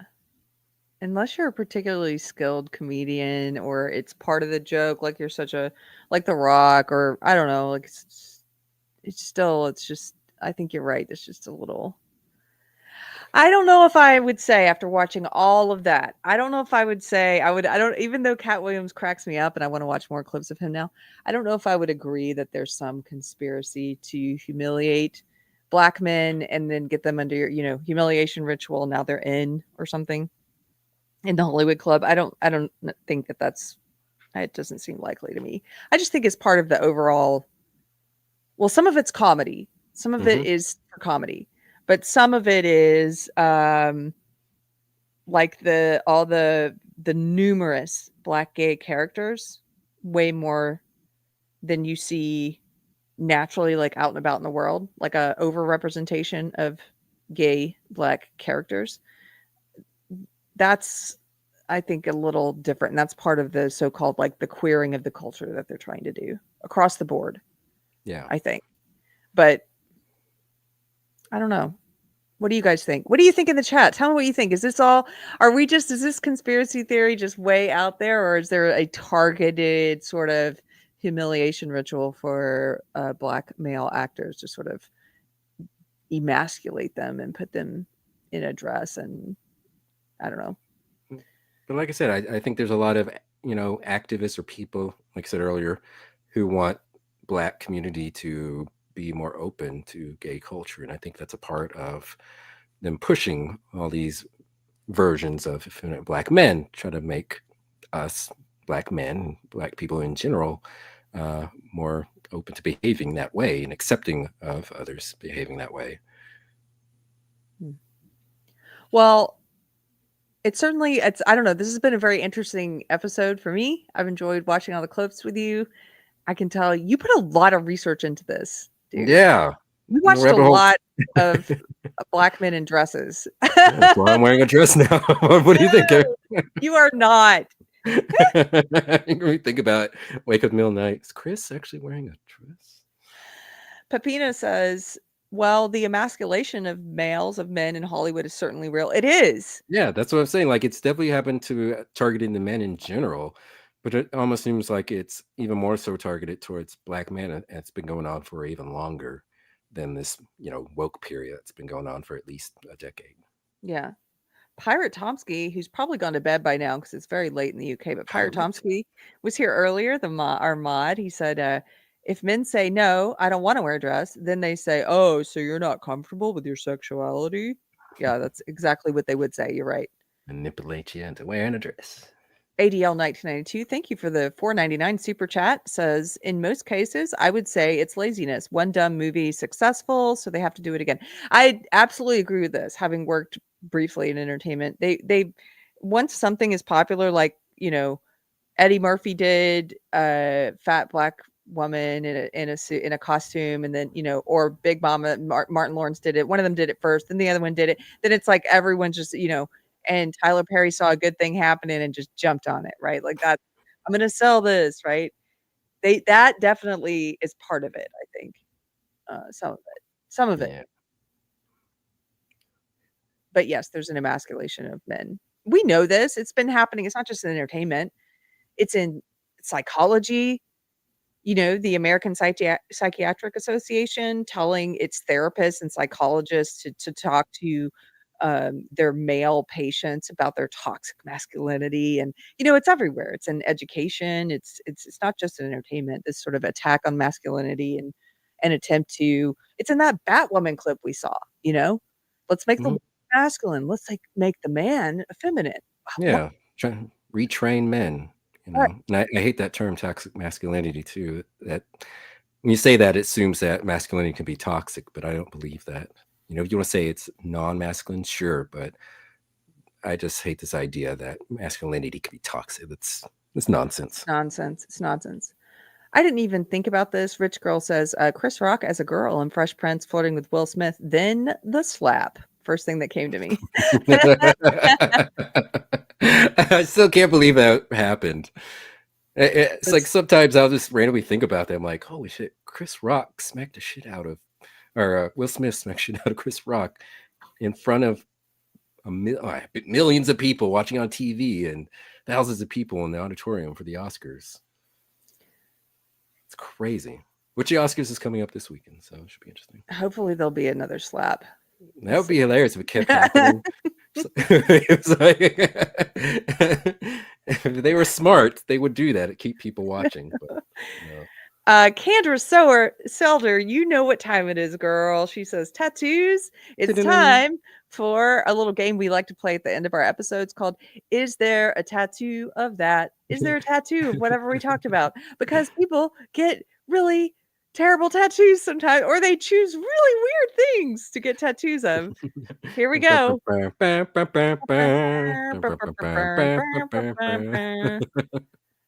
These are some tattoos of Steve Urkel. And yes, you knew, come on. You knew there would be tattoos of Steve Urkel. There's one of him as a zombie Steve Urkel on the right. It's creepy. Odd and creepy. Another zombie. What is with all the zombie ones? Look at there's another zombie one. Yeah, look at this one. Did I do that? What about those two on the left, especially that second from the left? Like, that doesn't look anything like Steve Urkel. Who's that guy? Like a 40-year-old guy. Like, who's that? I want to ask you a question that we sometimes ask. If you were on a blind date with someone and you get there and they've got any kind of Steve Urkel tattoo. It could be this really bad one that looks like an old man, or it could be the zombie one, or one that looks like Steve Urkel. What would it make you think? Well, I'd be weirded out if I went on a date with a woman who had a tattoo of another man. Like, that would be a red flag. Like, okay, like, I know this is going to work out, so you have a good night. This is not going to work out. Okay. What's this other one? Yes. So this is a Medea one. I can only find one Medea, but there's got to be more than one out there. But here's sure photographic evidence of at least one. And I think this person is white, even. That looks like white skin to me. Wow. Tyler Perry portrait recently on Gabby. I still got some summer deals going on. DM me the book. A white female, I assume, is a female. Yes, that's crazy. What? Why? I don't know. I would have thought it would have been a black woman, but no. Here's some tattoos of RuPaul, which you had to know there were going to be a lot of tattoos of him. Of course. RuPaul tattoos, yes. Tons of them. It's like it's all white people too. There's even other drag queens from RuPaul's Drag Race that people have tattooed. Like the lesser known. I mean, who are these people? I don't know. Because RuPaul was and still is the most famous drag queen in terms of to all the normies. Maybe in the drag circles there might be people who are considered to be more popular, but in terms of household names, definitely RuPaul. But there hasn't been a drag queen that's come close to that popularity that he had in the 90s and still kind of has. Here's that Chris Tucker character from the what is it? Fifth Element. Why? And this is a terrible. It is. It's not even a good rendering. I mean, if it were done well, okay, fine. But this is pretty bad. Looks like butter is melting on his head. Yes. Yeah. I don't get that one. Yeah. So, tattoos. I do have a couple of funny clips we close out on. Well, I saw a tattoo today, just really quickly before I pull up this funny clip. Now, I don't know if it's real. Actually, right before we started, I asked my friend on X, "Is this real?" And he was like, "I don't know." It was it can't be real. It's that guy. He's that young Democrat influencer who probably gets paid a lot of money to be a Democrat influencer. Never mind. Anyway, because it's probably fake. I'm not going to show it unless I can verify that it's real. It's not Dylan Mulvaney, is it? No, it's that young guy.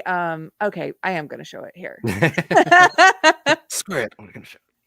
Screw it. I'll show it. Who is this guy? I can't remember his name. There's lots of these young white guys who were campaigning for Kamala. And I think this is fake, but it's like a Kamala tattoo on his chest that somebody probably just made that to dunk on him.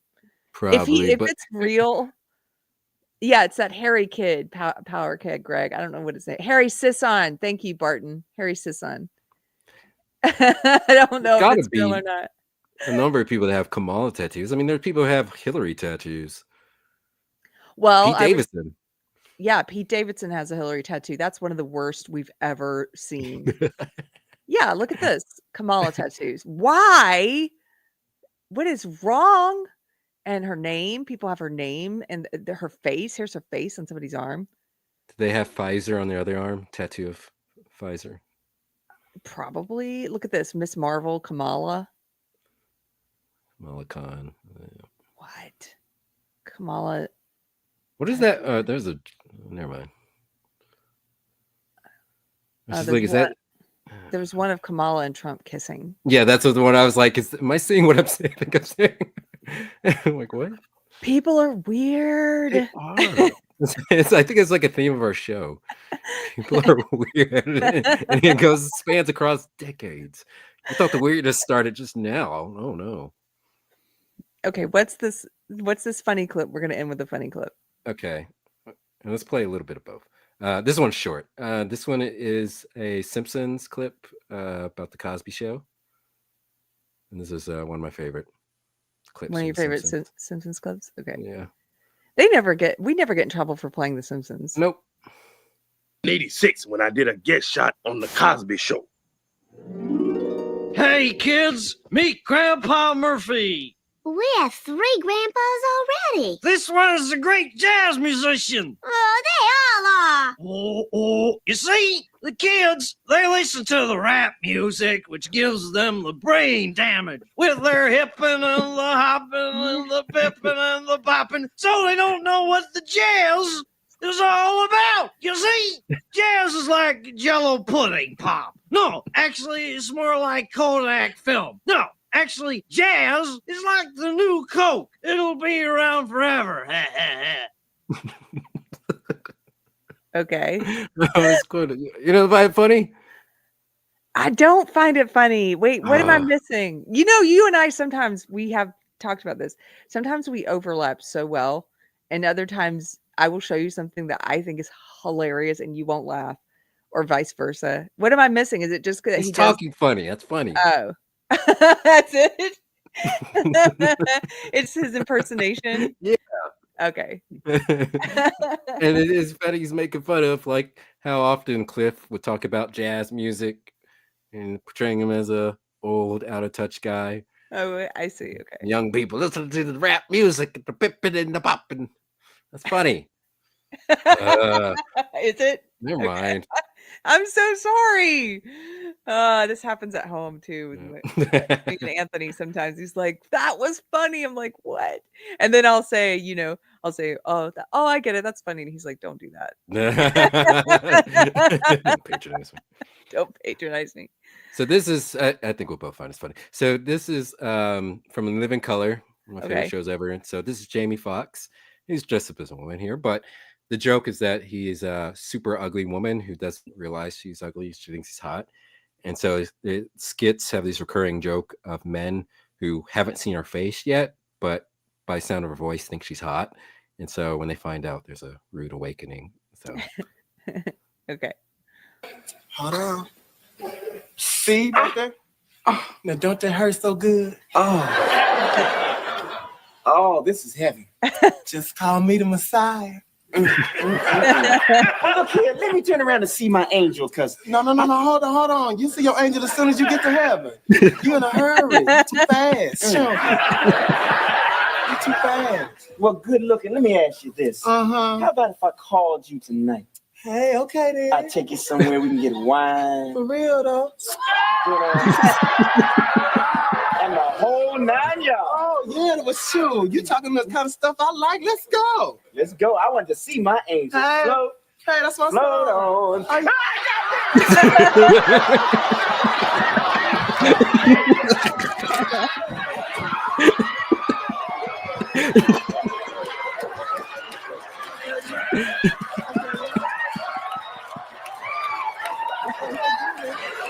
You can do this. I thought you said you look like Vanna White. I do look like Vanna White. You look like Slappy White.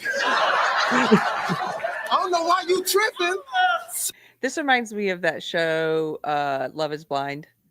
Oh, where they meet each other behind screens, a reality show, and then they fall in love, let's put that in quotes. If they fall in love with one of the people they're dating who they can't see, then they can propose, and then if the person on the other side of the wall says yes to the proposal, then they see each other for the first time and they immediately go on a trip together.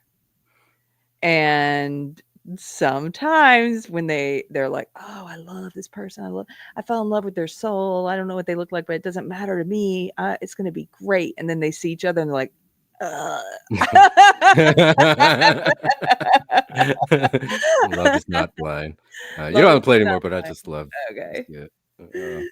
Yeah, it's Love is Blind. There you go. Oh man, Good Grief says, as a woman with a sexy voice but not model looks, this hurts my soul. Honey, who has model looks? Model looks are very few and far between. And by the way, nowadays the models aren't even women. Like trans women being replaced. Right? Okay, Mystery Chris. Wow, that was a long episode. We did a 3-hour episode, but I knew it was going to be kind of long because you had done so much research, and you guys, we really pared it down. We wanted to show just sort of a representation of each of these archetypes that you were talking about for different portrayals of Black men in entertainment. So thank you guys for hanging out with us. Thanks for having a fun night with us. I always love these shows, and I missed you, Mystery Chris. Missed you, and I missed the chat as well.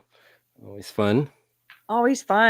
Okay, if you like the show, let us know in the comments. If you have suggestions for future episodes, actually for future topics, things that you would like to see a deep dive into some entertainment related topic or entertainment history topic, leave that in the chat. That would be awesome, or in the comments, sorry. And 3-hour show, my brain's done. Can you tell? I'm tired. I'm like, oh man. And I hope you have a good night. Yeah, good night, everybody. Yeah, nighty night, y'all. Have a good night, Kendra. Based, says Joshua. Based, good night. We'll see you guys later. Take care. Let's see. Well, I can't even find the outro. There we go. Bye-bye. Oh, I'm gonna go then. And I don't need any of this. I don't need this